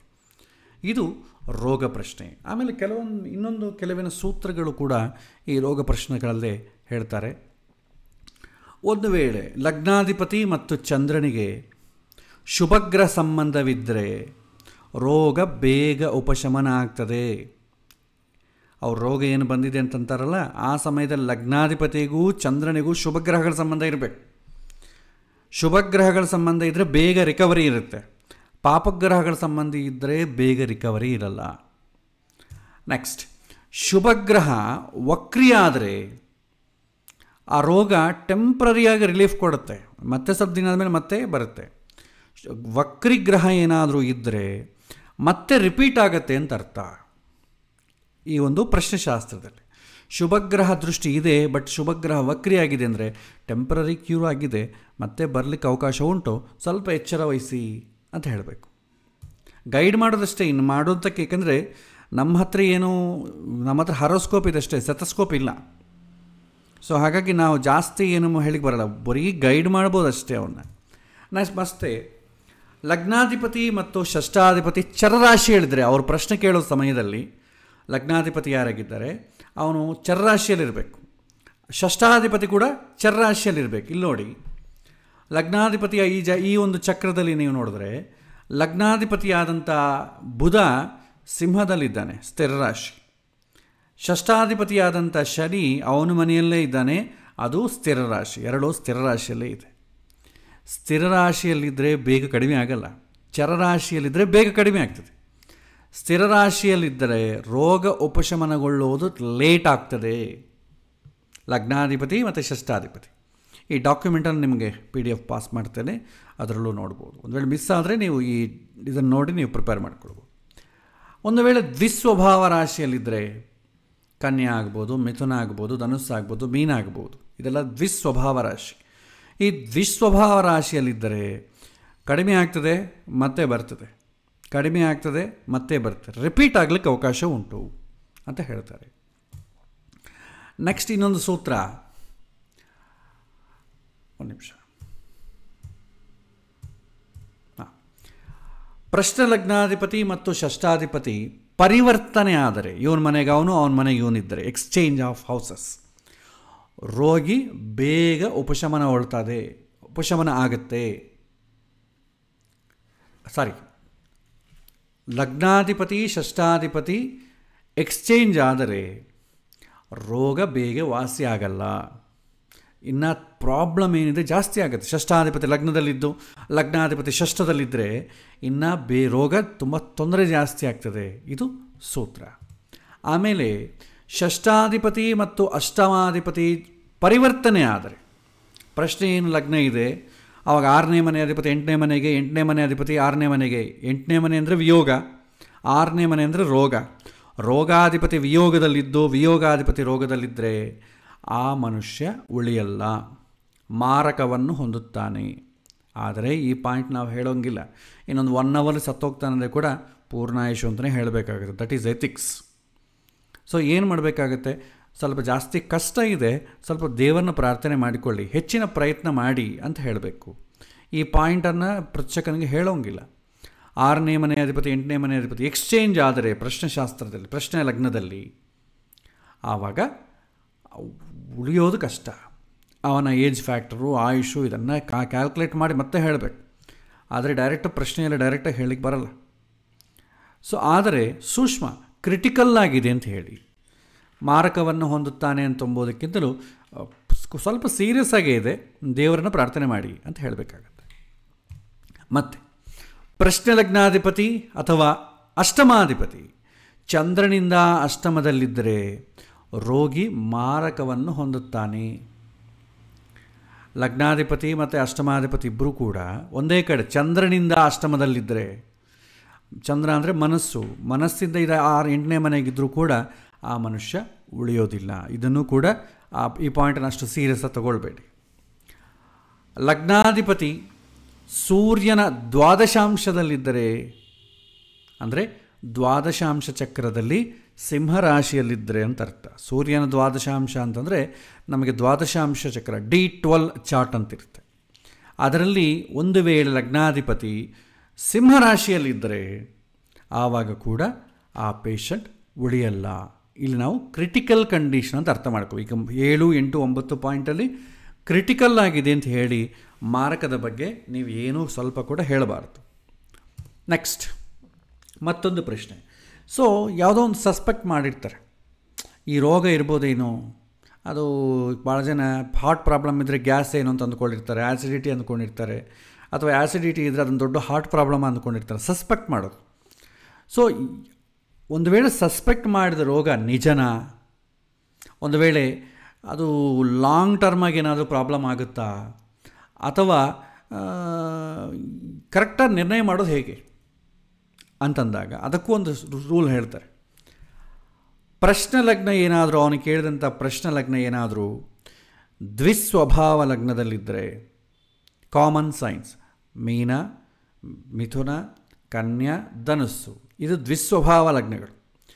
ಒಂದು ವೇಳೆ ಆ ಲಗ್ನದಲ್ಲಿ ಅವನೇನಾದರೂ ಪ್ರಶ್ನೆ ಕೇಳಿದರೆ, ಅವನು ಏನು ಅನುಮಾನ ಪಡ್ತಾ ಇದ್ದಾನೆ ಆ ರೋಗ ಅಲ್ಲದೆ ಬೇರೆ ರೋಗದಿಂದ ತೊಂದರೆ ಆಗ್ತಾ ಇದೆ ಅಂತ ತಿಳ್ಕೊಳ್ಬೇಕು. ಅವ್ರು ಕೇಳ್ತಾನೆ, ಅಯ್ಯೋ ಈ ರೋಗ ಏನು ಸಸ್ಪೆಕ್ಟ್ ಮಾಡ್ತಾ ಇದ್ದೀವಿ ಅಂತ ಇವನೇನೋ ಪ್ರಶ್ನೆ ಕೇಳಿದ್ರೆ, ಆ ಚಕ್ರ ನೋಡಿ, ಪ್ರಶ್ನೆ ಚಕ್ರದ ದ್ವಿಸ್ವಭಾವ ಲಗ್ನದಲ್ಲಿ ಆಗಿದ್ದರೆ, ಇಲ್ಲ ಆ ರೋಗ ಇರಲಿಕ್ಕಿಲ್ಲ, ಬೇರೆದಿರಬೇಕು, ಸ್ವಲ್ಪ ಡಯಾಗ್ನೋಸ್ ಮಾಡಿ ಮತ್ತೊಮ್ಮೆ ಸೆಕೆಂಡ್ ಒಪಿನಿಯನ್ ತೊಗೊಳ್ಳಿ ಅಂತ ಹೇಳ್ತೇವೆ. ಒಂದು ವೇಳೆ ಸ್ಥಿರ ಆದರೆ ಮೊದಲ ಅನುಮಾನಿಸಿದಂಥ ರೋಗವೇ ಕರೆಕ್ಟಾಗಿದೆ ಅಂತ ತಿಳ್ಕೊಳ್ಬೇಕು. ಸ್ಥಿರ ಲಗ್ನ ಆದರೆ ಅವ್ರು ಆಲ್ರೆಡಿ ಏನು ಸಸ್ಪೆಕ್ಟ್ ಮಾಡ್ತಾ ಇದ್ದಾರೆ ಅದೇ ಕರೆಕ್ಟ್. ದ್ವಿಸ್ವಭಾವ ಲಗ್ನ ಆದರೆ ಅವರು ಅಂದ್ಕೊಳ್ತಾ ಇರೋದು, ಸಸ್ಪೆಕ್ಟ್ ಮಾಡ್ತಾ ಇರೋದು ಕರೆಕ್ಟ್ ಅಲ್ಲ, ಬೇರೆ ಏನೋ ಇದೆ ಅಂತ ಅರ್ಥ. ಚರಲಗ್ನ ಆದರೆ ಬೇಗ ಕಡಿಮೆ ಆಗುತ್ತೆ ಅಂತ ಅರ್ಥ, ಅದಕ್ಕೇನು ಮತ್ತೆ ಸಿಂಪ್ಟಮ್ ಏನಿಲ್ಲ. ಮತ್ತು ಚಂದ್ರ ವಕ್ರಿಯಾದ ಗ್ರಹ ಜೊತೆ ಇದ್ದರೆ, ಚಂದ್ರ ವಕ್ರಿಯಾಗಲ್ಲ, ಯಾವುದಾದ್ರೂ ಒಂದು ಗ್ರಹ ವಕ್ರಿಯಾದರೆ ಅದರ ಜೊತೆ ಚಂದ್ರ ಇದ್ದರೆ ರೋಗ ದೀರ್ಘಕಾಲಿಕ ಅಂತ ತಿಳಿಬೇಕು. ಈ ರೋಗ ಅಷ್ಟು ಬೇಗ ಕಡಿಮೆ ಆಗುವಂಥದ್ದಲ್ಲ, ಲಾಂಗ್ ರನ್ವರೆಗೂ ಇರ್ತದೆ. ಯಾವಾಗ ಚಂದ್ರ ಯಾವುದಾದ್ರೂ ಒಂದು ಗ್ರಹ ಜೊತೆ ಇದ್ದು ಆ ಗ್ರಹ ವಕ್ರಿಯಾದರೆ ಪ್ರಾಬ್ಲಮ್ ಲಾಂಗ್ ಟರ್ಮ್ ಇರುತ್ತೆ. ಈಗ ನೋಡಿ, ಚಂದ್ರ ಗುರು ಜೊತೆ ಇದ್ದಾನೆ ಈ ಚಕ್ರದಲ್ಲಿ, ಆ ಗುರು ಏನಾದರೂ ವಕ್ರಿಯಾಗಿದ್ದರೆ ರೋಗ ಬೇಗ ಕಡಿಮೆ ಆಗಲ್ಲ, ತುಂಬ ದೀರ್ಘಕಾಲಿಕ ವ್ಯಾಧಿ ಅಂತ ತಿಳ್ಕೊಳ್ಬೇಕು. ವಕ್ರಿಯಾದಂಥ ಗ್ರಹ ಜೊತೆ ಇಲ್ಲ ಅಂತಂದರೆ ಇದು ದೀರ್ಘಕಾಲಿಕ ವ್ಯಾಧಿ ಅಲ್ಲ ಅಂತ ನಾವೊಂದು ಅಂಡರ್ಸ್ಟ್ಯಾಂಡಿಂಗ್ ಬರ್ಬೋದು. ಆಮೇಲೆ ಲಗ್ನಾಧಿಪತಿ ಬಲವಾಗಿದ್ದಲ್ಲಿ ರೋಗ ತಾತ್ಕಾಲಿಕ ಆಗ್ತದೆ. ಲಗ್ನಾಧಿಪತಿ ಬಲಿಷ್ಠವಾಗಿದ್ದ ಅಂತ ಅಂದ್ಕೊಳ್ಳಿ, ಯಾವ ರೋಗ ಕೂಡ ಹೆಚ್ಚು ದಿನ ಇರಲ್ಲ, ಬೇಗ ಕಡಿಮೆ ಆಗ್ತದೆ. ಪ್ರಶ್ನೆಯ ರೂಲ್ ಅದೇ ಅಲ್ವಾ, ಲಗ್ನ ಬಲಿಷ್ಠವಾಗಿದೆ, ಚಂದ್ರ ಬಲಿಷ್ಠವಾಗಿದೆ ಅಂತಂದರೆ ಖಂಡಿತ ಬೇಗ ಅವನು ಏನು ಅಂದ್ಕೊಂಡಿರ್ತಾನೋ ಅದು ಆದಷ್ಟು ಬೇಗ ಆಗ್ತದೆ, ಸಫಲ ಆಗ್ತದೆ. ರೋಗ ಬಂದ ಮೇಲೆ ಬೇಗ ಕಡಿಮೆ ಆಗಬೇಕು ಅಂತಲೇ ಎಲ್ಲರೂ ಅಂದ್ಕೊಳ್ಳೋದು, ಯಾರು ಅದರಲ್ಲೇ ಇರಬೇಕು ಅಂತ ಅಂದ್ಕೊಳ್ಳಲ್ಲ. ಅವನ ಉದ್ದೇಶ ಬೇಗ ಕಡಿಮೆ ಆಗಬೇಕು, ವಾಸಿ ಆಗಬೇಕು. ಲಗ್ನಾಧಿಪತಿ ಬಲಿಷ್ಠವಾಗಿದ್ದು ಶುಭಗ್ರಹಗಳ ಸಂಬಂಧ ಬಂದರೆ ಆ ರೋಗ ಆದಷ್ಟು ಬೇಗ ವಾಸಿ ಆಗ್ತದೆ. ಆ ರೋಗ ತಾತ್ಕಾಲಿಕವಾಗಿರ್ತದೆ ಅಷ್ಟೇ ಅಂತ ತಿಳ್ಕೊಳ್ಬೇಕು. ಮತ್ತು ಇದು ಸಾಮಾನ್ಯವಾಗಿ ಕೆಲವಿನ ಸೂತ್ರಗಳು. ಸೊ ಪ್ರಶ್ನೆಯಲ್ಲಿ ಇದನ್ನು ಬಳಸ್ಬೋದು. ಇನ್ನು ಜಾತಕದಲ್ಲಿ ನಾವು ಇಷ್ಟು ದಿನ ಕೆಲವಿನ ರೂಲ್ಸ್ ಎಲ್ಲ ಹೇಳ್ಕೊಂಡು ಬಂದಿದ್ದೇವೆ. ಆಗಲಿ ಜಾತಕದಲ್ಲಿ ಒಂದು ಎಕ್ಸಾಂಪಲ್ ಕೂಡ ನಾವು ಮಾಡಿಲ್ಲ. ಜಾತಕ ಪ್ರಶ್ನೆ ಇದೆರಡೂ ಯಾವ ಸಮಯದಲ್ಲಿ ಬಳಸಬೇಕು, ಜಾತಕ ಯಾವಾಗ ಬಳಸಬೇಕು, ಪ್ರಶ್ನೆ ಯಾವಾಗ ಬಳಸಬೇಕು, ಇದಕ್ಕೂ ಕೆಲವಿನ ರೂಲ್ಸ್ ಇದೆ. ಅದನ್ನು ಸಮಯಾತೀತ ಆಗಿದೆ. ನೆಕ್ಸ್ಟ್ ಇನ್ನೊಂದು ಕ್ಲಾಸಲ್ಲಿ ಕೆಲವಿನ ಎಕ್ಸಾಂಪಲ್ಸ್ ಒಂದಿಗೆ, ಇಷ್ಟವರೆಗೂ ನಾವು ಈ 6ನೇ ಮನೆಗೆ ಸಂಬಂಧಪಟ್ಟ ಯಾವುದೂ ಎಕ್ಸಾಂಪಲ್ ಮಾಡಿಲ್ಲ. ಒಂದು ಎಕ್ಸಾಂಪಲ್ ತಗೊಂಡು ಜಾತಕ ಯಾವಾಗ ನೋಡ್ತೇವೆ, ಪ್ರಶ್ನೆ ಯಾವಾಗ ನಮ್ಮಷ್ಟಕ್ಕೆ ನಾವೇ ಪ್ರಶ್ನೆ ಹೇಳ್ಬೋದು. ಅವನೇನು ಕೇಳೋದು ಬೇಕಾಗಿಲ್ಲ. ಅವನು ಕೇಳಿದಂಥ ಪ್ರಶ್ನೆಗೆ ತಕ್ಕಂತೆ ಯಾವ ವಿಚಾರಕ್ಕೆ ಜಾತಕವನ್ನು ನೋಡಬೇಕು, ಯಾವ ವಿಚಾರಕ್ಕೆ ಪ್ರಶ್ನೆಯನ್ನು ನೋಡಬೇಕು, ಇದೆರಡನ್ನೂ ನೋಡಿ ಸಮನ್ವಯ ಹೇಗೆ ಮಾಡಿಕೊಳ್ಳಬೇಕು ಅಂತಂಬೋದು ಜ್ಯೋತಿಷ್ಯನ ವಿವೇಕದ ಮೇಲೆ ಆಧಾರಪಟ್ಟಿರುತ್ತೆ. ಅದನ್ನು ನಾವು ಹಂತ ಹಂತವಾಗಿ ನೋಡೋಣ. ಇದು ಇವತ್ತಿನ ಪಾಠ. ಏನಾದರೂ ಪ್ರಶ್ನೆಗಳಿದ್ದರೆ ನೀವು ಒಂದು 10 ನಿಮಿಷ ಕೇಳ್ಬೋದು. 1 ನಿಮಿಷ ಅನ್ಮ್ಯೂಟ್ ಮಾಡ್ತೇನೆ.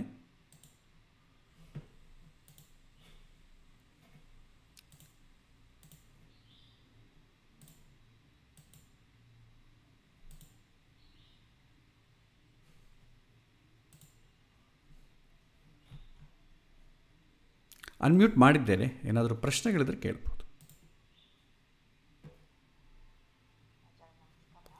ನಮಸ್ಕಾರಮ್ಮ.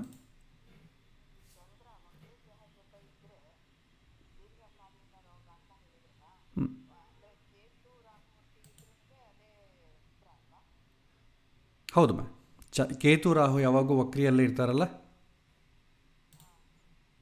ಅದಕ್ಕೂ ಇದೇ ಉತ್ತರ.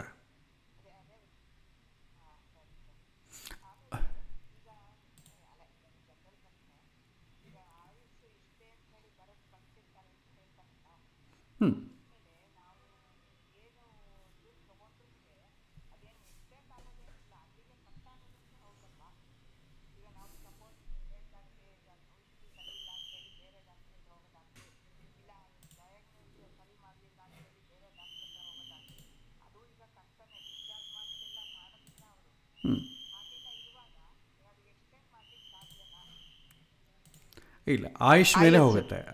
ಆಯುಷು ಹೇಗಿದೆಯೋ ಆ ಆಯುಷ್ ಒಳಗೆ ಇದೆಲ್ಲ ಕೆಲಸ ಮಾಡ್ತದೆ, ಎಕ್ಸ್ಟೆಂಡ್ ಮಾಡಲಿಕ್ಕಾಗಲ್ಲ.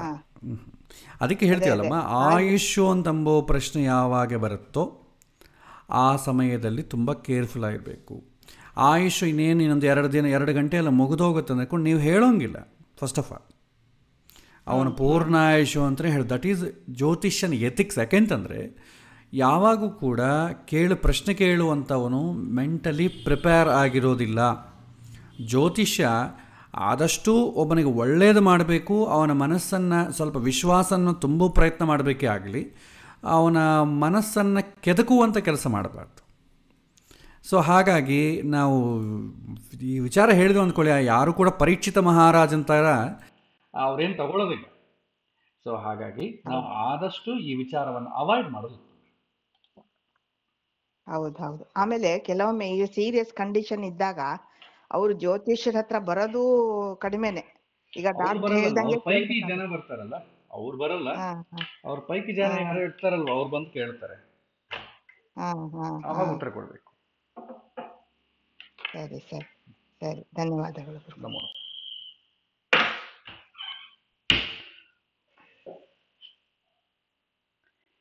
ಬೇರೆ ಪ್ರಶ್ನೆ ಇದೆಯಾ? ಗುರುಜಿ ನಮಸ್ತೆ ಗುರುಜಿ. ನಮಸ್ಕಾರ. ನಮಸ್ಕಾರ, ಹೇಳಿ. ಏನಿಲ್ಲ ಗುರುಜಿ, ಅದೇ ಈಗ ಒಂದು ಎಕ್ಸಾಂಪಲ್, ಒಬ್ರಿಗೆ ಸಿಕ್ಕಾಪಟ್ಟೆ ಆಕ್ಸಿಡೆಂಟ್ ಆಗಿ ಬದುಕೇನೆ ಉಳಿಯಲ್ಲ ಅಂತ ಆಗಿತ್ತು, ಹಾಸ್ಪಿಟ್ಲಿಗೆ ಹಾಕಿ ಅದೇನು ಮಿರಾಕ್ಯುಲಸ್ ಆಗಿ ಎಷ್ಟೋ ದಿವಸ ನಂತರ ಸರ್ವೈವ್ ಆದ್ರು. ಓಕೆ. ಆಮೇಲೆ ಅವರಿಗೆ ಸ್ಪಾಟ್ ಇನ್ಸ್ಪೆಕ್ಷನ್ ಅಂತ ಪೊಲೀಸರು ಅದೇ ಪ್ಲೇಸಿಗೆ ಕರ್ಕೊಂಡು ಬಂದಾಗ ಅಲ್ಲಿ ಇನ್ನೊಂದು ಆಕ್ಸಿಡೆಂಟ್ ಆಗಿ ನೋಡಿ ಹಾರ್ಟ್ ಅಟ್ಯಾಕ್ ಆಗಿ. ಅಯ್ಯೋ. ಓಕೆ. ಇದನ್ನ ಆಯುಷ್ ಅಂತ ತಿಳ್ಕೊಬೇಕು ಅನ್ಸುತ್ತೆ. ಅವ್ರಿಗೆ ಆಯುಷ್ಯ ಅಷ್ಟು ದಿನ ಇತ್ತು, ಇದು ಅಷ್ಟೇ. ಡೆತ್ ಹೇಗಾದ್ರೂ ಬರುತ್ತೆ ಅಂತ. ಹೌದು ಹೌದು. ಆಯುಷ್, ಇವಾಗ ನಾವು ರೋಗದ ಬಗ್ಗೆ ಹೇಗೆ ನಾವು ವಿಶ್ಲೇಷಣೆ ಮಾಡ್ತಾ ಇದ್ದೀವೋ, ಆಯುಷ್ ಬಗ್ಗೆ ಕೂಡ ಅದೇ ತರ ವಿಶ್ಲೇಷಣೆ ಇದೆ.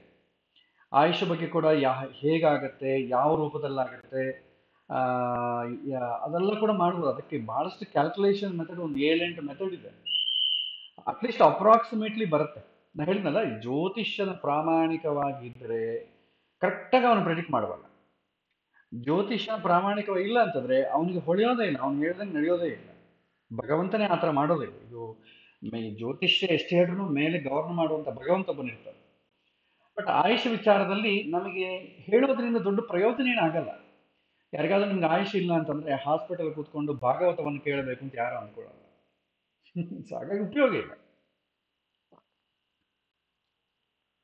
ಬೇರೆ ಪ್ರಶ್ನೆ ಕೇಳಿ. ಆಚಾರ್ಯ ನಮಸ್ಕಾರ. ನಮಸ್ಕಾರ, ಹೇಳಿ. ಈಗ ನಾವು ಯಾರನ್ನ ಪ್ರಶ್ನೆ ಕೇಳಿದ ಕಾಲಕ್ಕ ಆ ಟೈಮಿಗೆ ಚಕ್ರ ನೋಡಿ ಆ ಪ್ರಶ್ನಕ್ಕ ಜವಾಬ್ ಹೇಳ್ತೀವಲ್ಲ, ಇವರು ಈ ಬುಡಬುಕ್ಕನವರು ಅಂತಾರಲ್ಲ, ಅವ್ರು ಬಂದು ಹೇಗೆ ಹೇಳ್ತಾರ? ಅವ್ರದ್ದು ಏನ್ ಶಾಸ್ತ್ರ ಆಚಾರ್ಯ ಅವರು? ಅದು ಆಕ್ಚುಲಿ ಏನಿಲ್ಲ, ಅವರು ಆ ಸಮಯದಲ್ಲಿ ಏನ್ ಹೇಳ್ತಾರೋ ಅದರಲ್ಲಿ ಕೆಲವೊಂದು ವಿಚಾರಗಳು ನನಗೆ ಕನೆಕ್ಟ್ ಆಗತ್ತೆ. ಅದು ಅವ್ರ ಕೈಯಲ್ಲೂ ಏನಿರಲ್ಲ, ಅದು ಭಗವಂತ ಪ್ರೇರಣೆ ಅಷ್ಟೇ. ಅದು ಕೂಡ ಪ್ರಶ್ನೆ ಇದ್ದಂಗೆ ಪ್ರೇರಣೆ. ಈಗ ನಿಮ್ಗೆ ಬಹಳಷ್ಟಿದೆ. ಕೆಲವೊಂದು ಜನ ಉಪಾಸನೆ, ದೈವಿ ಉಪಾಸನೆ ಮಾಡ್ತಾರೆ, ಜ್ಯೋತಿಷ್ಯ ಏನೂ ಗೊತ್ತಿರೋದಿಲ್ಲ, ಆದ್ರೆ ನಿಮ್ಮ ಮಕ ನೋಡಿ ಹಿಂಗಾಗತ್ತೆ ಅಂತ ಹೇಳ್ತಾರೆ.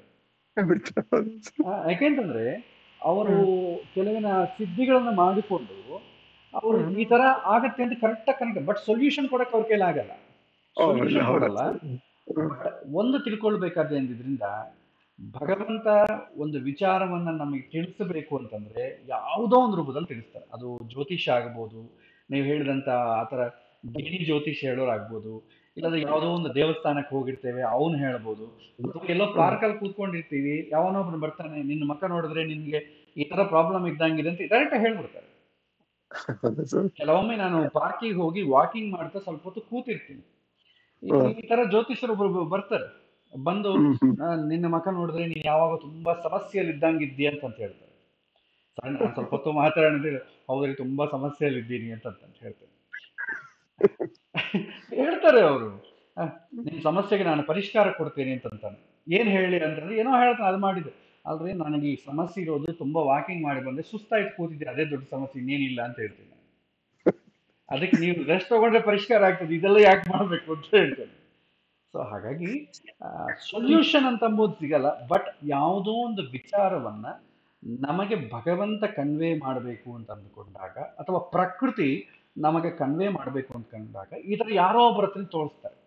ಈ ಅಮಾವಾಸ್ಯ ದಿನ ಕೆಲವೊಂದು ಜನ ಬೆಳಗ್ಗೆ 4 ಗಂಟೆ ಬರ್ತಾರೆ, ಬಂದು ಮನೆ ಮುಂದೆ ಹೊಡೆದ್ಬಿಟ್ಟು ನಿಮ್ಮ ಮನೆಗೆ ಈ ದೋಷ ಇದೆ, ಯಾರೋ ನಿಮ್ಗೆ ದೋಷ ಆಗ್ತದೆ, ನೀವು ರಕ್ತವನ್ನು ಇದು ಮಾಡಿ ವಾಂತಿ ಮಾಡ್ಕೊಂಡು ಸಾಯ್ತೀರಿ ಅಂತ ಹೇಳಿ ಹೊರಡೋಗ್ಬಿಡ್ತಾನೆ.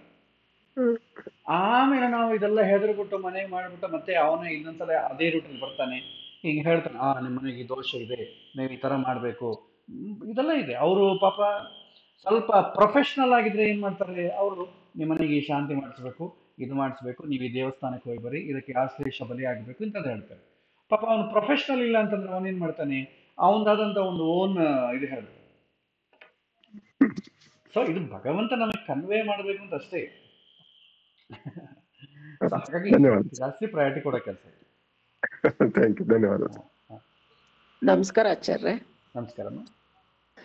ಯಾಕೆ ಪ್ರಶ್ನೆ ಆಗ್ಲಿ, ಗೋಚಾರ ಆಗ್ಲಿ, ಜಾತಕ ಆಗ್ಲಿ, ಪ್ರಿಡಿಕ್ಷನ್ ಮಾಡ್ಬೇಕಾದ್ರೆ ಕೆಲವು ಸರಿ ಅದಾಗಲ್ಲ, ಆ ಕೆಲ್ಸಗಳು ನಾವ್ ಅನ್ಕೊಂಡಿರೋ ತರ ಅದಾಗದೇ ಇದ್ರೆ ನಾವ್ ಏನಂತ ಕ್ಲೈಂಟ್ಗೆ ಹೇಳ್ಬೇಕಾಗತ್ತೆ ಅಥವಾ ಪ್ರಶ್ನೆ ಕೇಳ್ದವ್ರಿಗೆ ಹೇಳ್ಬೇಕಾಗತ್ತೆ?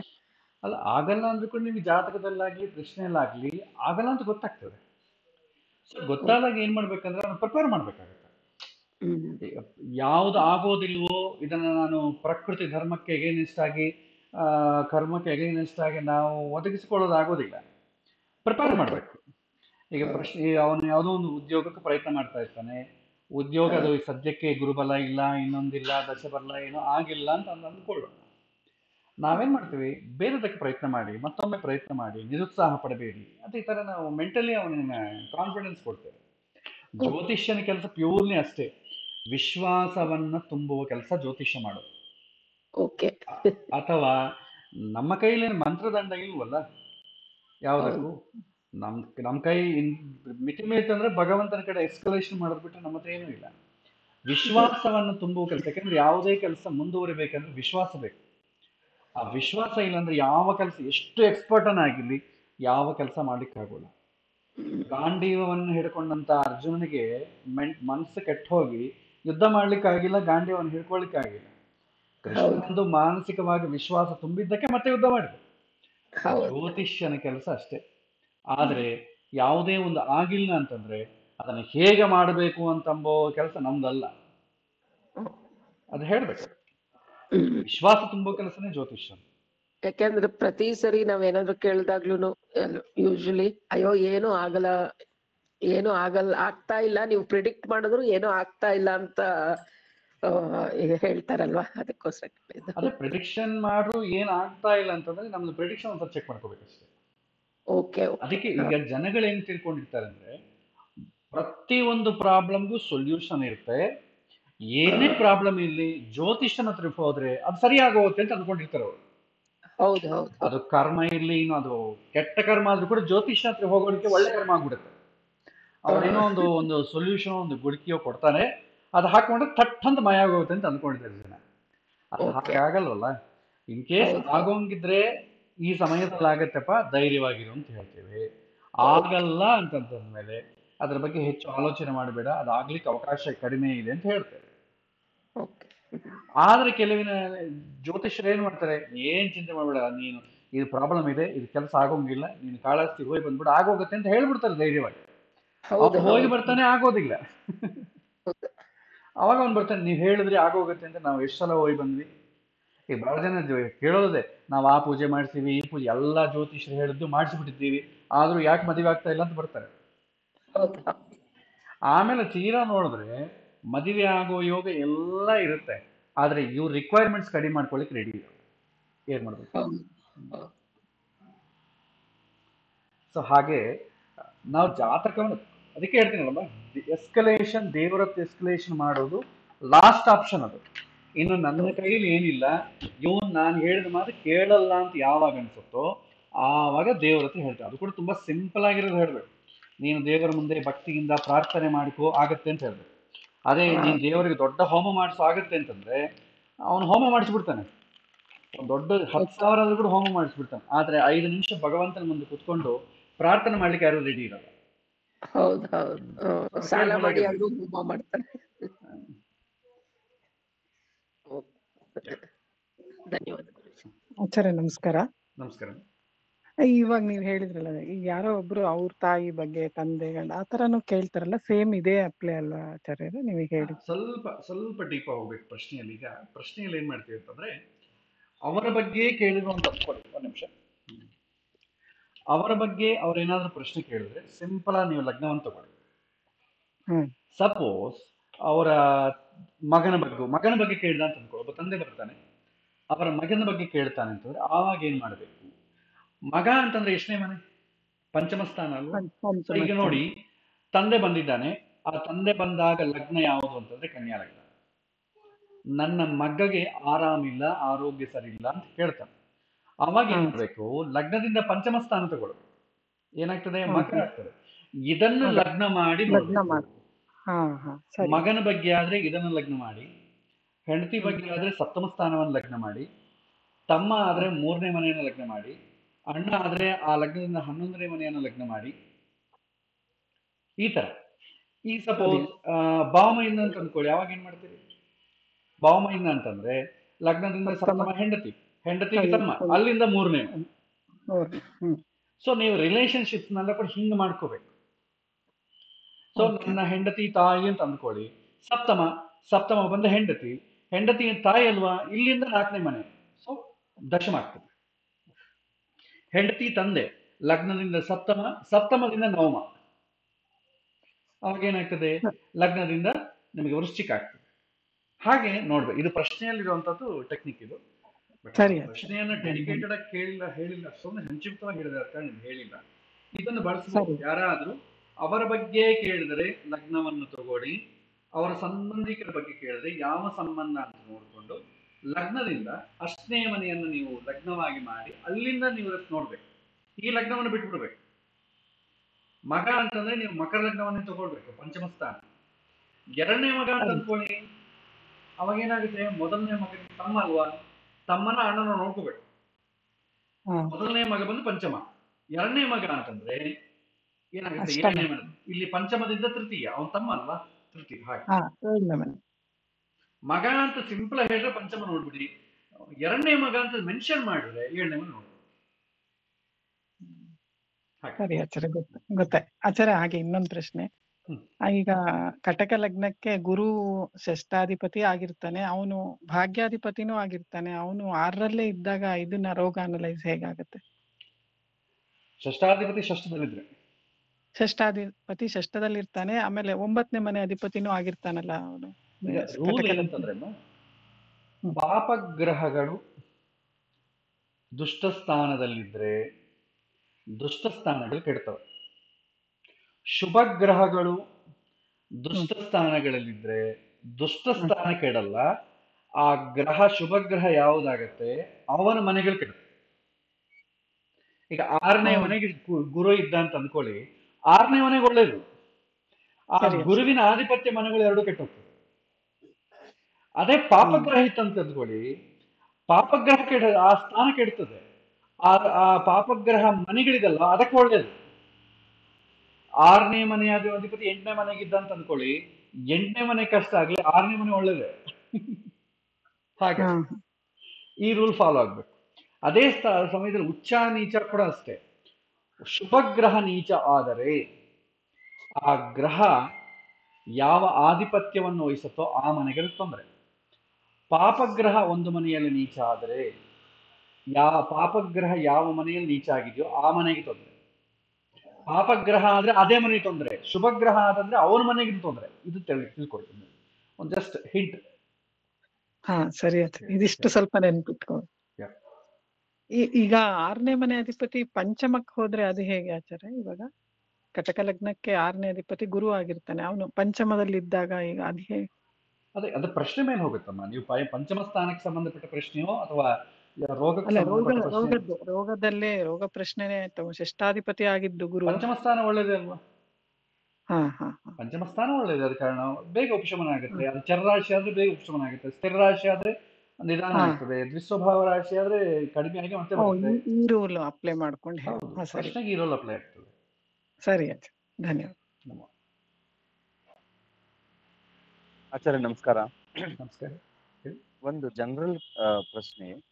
ಇವಾಗ ಕೆಲವೊಂದು ಜನ ಇರ್ತಾರೆ, ಅವರು ಪ್ರಸ್ತುತದಲ್ಲಿ ಚೆನ್ನಾಗಿರ್ತಾರೆ, ಅಂದ್ರೆ ಆಸ್ತಿ ಮನೆ ಮಕ್ಕಳು ಎಲ್ಲ ಚೆನ್ನಾಗಿರ್ತಾರೆ.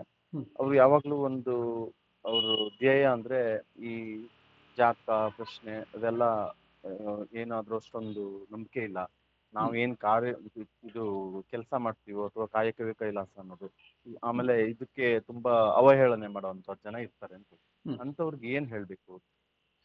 ಅಲ್ಲ, ಅಂತವ್ರು ನೀವು ನಿಮ್ಮನ್ನ ಕೇಳೋದೇ ಇಲ್ವಲ್ಲ, ಹೇಳಕ್ ಏನಿದೆ?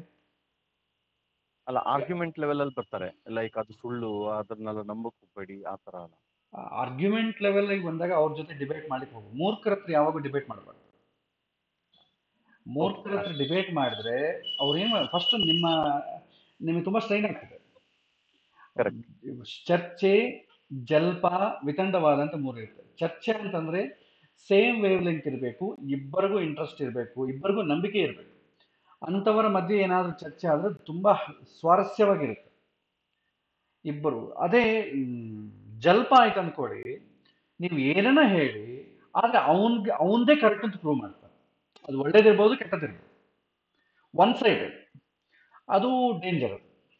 ಎಷ್ಟೊತ್ತಿದ್ರು ಎಲ್ಲ ನೀವು ಹೇಳಿದ್ದೆಲ್ಲ ಕೇಳ್ತಾನೆ, ನಾನು ಹೇಳಿದ್ದೆ ಸರಿ ಅಂತ ಪ್ರೂವ್ ಮಾಡ್ತಾನೆ. ಮೂರನೇದು ವಿತಂಡವಾದ. ವಿತಂಡವಾದದಲ್ಲಿ ಏನಂತಂದ್ರೆ, ನಿಮ್ಮನ್ನ ವಾದದಲ್ಲಿ ನಾನು ಗೆಲ್ಲಲಿಕ್ಕಾಗೋದಿಲ್ಲ, ಆದ್ರೆ ಏನ್ ಮಾಡ್ತೀನಿ, ನಿಮ್ಮಲ್ಲಿರುವಂತ ಮಿಸ್ಟೇಕ್ಸ್ ಅಂತ ತೋರಿಸ್ತೇನೆ. ಅವಾಗ ಏನ್ ಮಾಡ್ತೀನಿ, ನೀವು ಡೌನ್ ಆಗ್ಬಿಡ್ತೀವಿ. ಹೇಳ್ತಾರೆ, ಅಯ್ಯೋ ಅವ್ನು ತುಂಬಾ ಅವ್ನು ಒಳ್ಳೆದಿರ್ಲಿ ಬಿಡ್ರಿ, ಅವನಿಗಿಂತ ದೋಷ ಇದೆ ಗೊತ್ತಾ ನಿಮ್ಗೆ ಅಂತ ಹೇಳ್ತಾರೆ. ಯಾಕಂದ್ರೆ ಅವನಿಗೆ ಒಳ್ಳೆ ಗುಣ ಇರೋದು ಸಹಿಸ್ಕೊಳ್ಲಿಕ್ಕೆ ಆಗಲ್ಲ, ಇವನ ಹತ್ರ ಆ ಒಳ್ಳೆ ಗುಣ ಇಲ್ಲ. ಆದ್ರೆ ಅವನಲ್ಲಿರೋ ಕೆಟ್ಟ ಗುಣವನ್ನು ತೋರಿಸ್ಬಿಟ್ರೆ ಏನಾಗ್ತದೆ, ಇವನು ಒಳ್ಳೆನಾಗ್ಲಿ, ಆ ಕ್ರೆಡಿಟ್ ಅಲ್ಲಿ ಇವನಿಗೆ ಬರುತ್ತೆ. ನಮ್ಮ ಬಂಧು ಬಳಗದಲ್ಲಿ ಚಾಡಿಗಳು ಹೇಳೋದ್ರಲ್ಲಿ ಜಾಸ್ತಿ ಇದೇ ಆಗ್ತದೆ, ಜಲ್ಪ ವಿತಂಡವಾದ. ಅವನಿಗೆ ಆಗದೇ ಇರೋವನ ಬಗ್ಗೆ ನೀವು ಹೊಗಳಿದ್ರೆ ಅವನು ಮಾಡೋ ಕೆಲಸ ಇದೆ, ಅವನ ನೆಗೆಟಿವ್ಸ್ ಗೊತ್ತಿದೆಯಾ ಅಂತ ನಿಮ್ಗೆ ಹೇಳ್ತಾನೆ. ಸೊ ಇಂಥವ್ರ ಜೊತೆ ವಿತಂಡವಾದ ಜಲ್ಪ ಜೊತೆ ನೀವು ಆರ್ಗ್ಯುಮೆಂಟ್ ಎಷ್ಟು ಮಾಡಿದ್ರು, ಎಷ್ಟು ವರ್ಷಗಳಾದ್ರೂ ಅದು ಪರಿಹಾರ ಆಗೋದಿಲ್ಲ. ಅವನು ಕನ್ವಿನ್ಸ್ ಆಗ್ಲಿಕ್ಕೆ ರೆಡಿ ಇಲ್ಲದ ಮೇಲೆ ನೀವು ಸುಮ್ಮನೆ ಟೈಮ್ ವೇಸ್ಟ್ ಆಗಿ ಮಾಡ್ಕೊಡ್ತೀವಿ.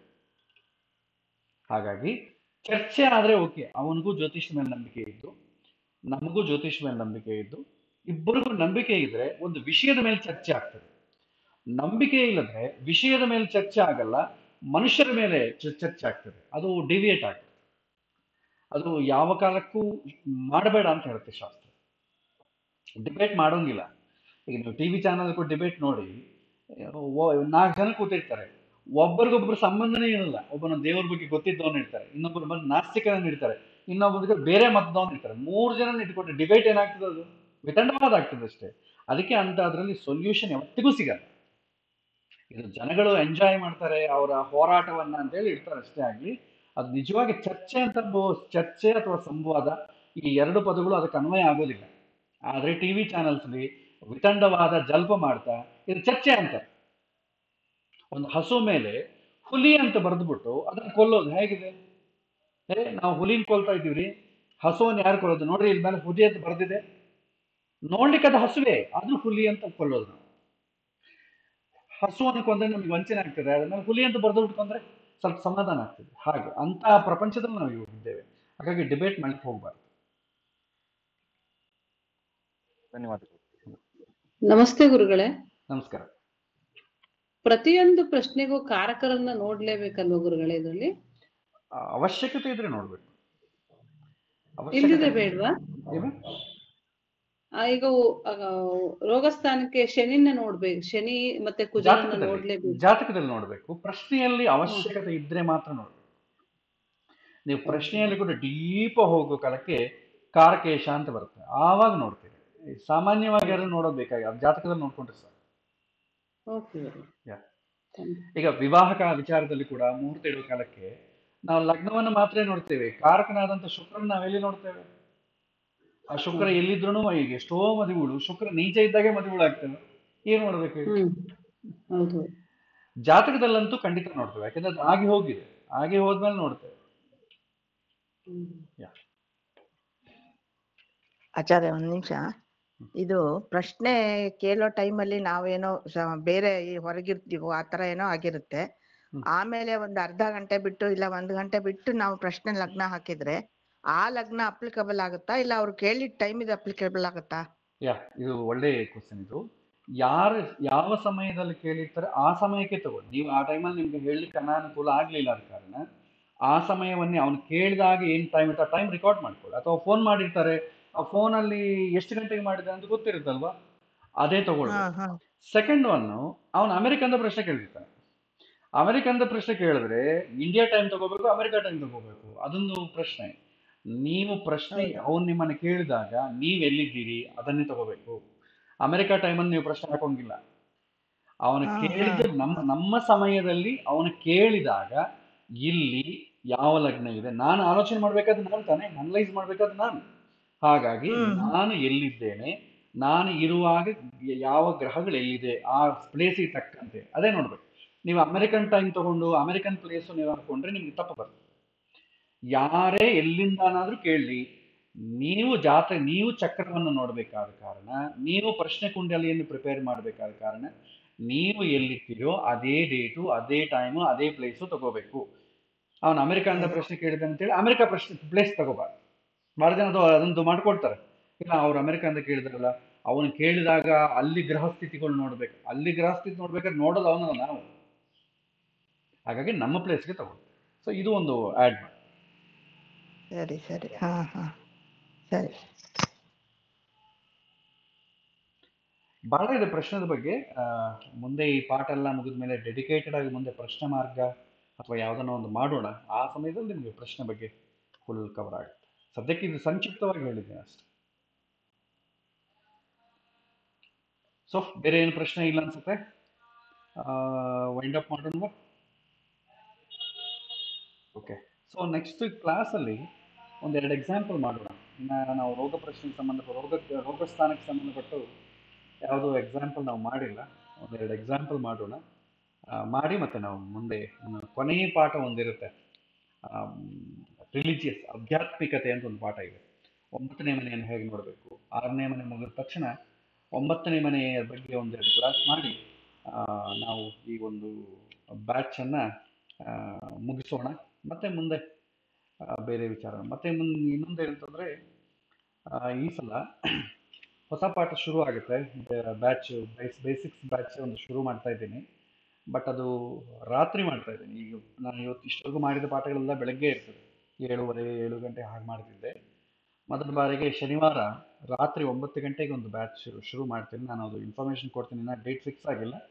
ಡೇಟ್ ಫಿಕ್ಸ್ ಆದಮೇಲೆ ಕೊಡ್ತೇನೆ. ಯಾರಾದರೂ ಮಧ್ಯದಲ್ಲಿ ಯಾರಾದರೂ ಜ್ಯೋತಿಷ್ಯ ಪಾಠಕ್ಕೆ ಸೇರಿಕೊಂಡವ್ರು ಯಾರನ್ನ ಇದ್ದರೆ ಅವ್ರು ಬೇಕಾದರೆ ಆ ಬ್ಯಾಚಲ್ಲಿ ಸೇರಿಕೊಳ್ಬೋದು. ಅಥವಾ ಹೊಸದಾಗಿ ಉತ್ಸಾಹ ಇರೋರು ಯಾರನ್ನ ನಿಮ್ಗೆ ಇದ್ದರೆ ಅವರು ಕೂಡ ಆ ಬ್ಯಾಚ್ಗೆ ಸೇರಿಕೊಳ್ಬೋದು. ಮಾಡೋಣ ಮುಂದೆ. ಮತ್ತೆ ಅಡ್ವಾನ್ಸ್ಡ್ ಬ್ಯಾಚ್ ಒಂದು ಪ್ಲಸ್ ಬೇಸಿಕ್ಸ್ ಬ್ಯಾಚ್ ಒಂದು ಎರಡು ಶುರು ಆಗುತ್ತೆ. ನಾನು ಮುಂದೆ ಇನ್ಫಾರ್ಮೇಷನನ್ನು ಕೊಡ್ತೇನೆ. ಸೊ ಇಲ್ಲಿಗೆ ಇವತ್ತಿನ ಪಾಠ ಮುಗಿಸೋಣ. ಶ್ರೀಕೃಷ್ಣ ಅರ್ಪಣಮಸ್ತು. ನಮೋ ನಮಃ. ಧನ್ಯವಾದಗಳು ಗುರುಗಳೇ. ಧನ್ಯವಾದ. ನಮೋ ನಮಃ.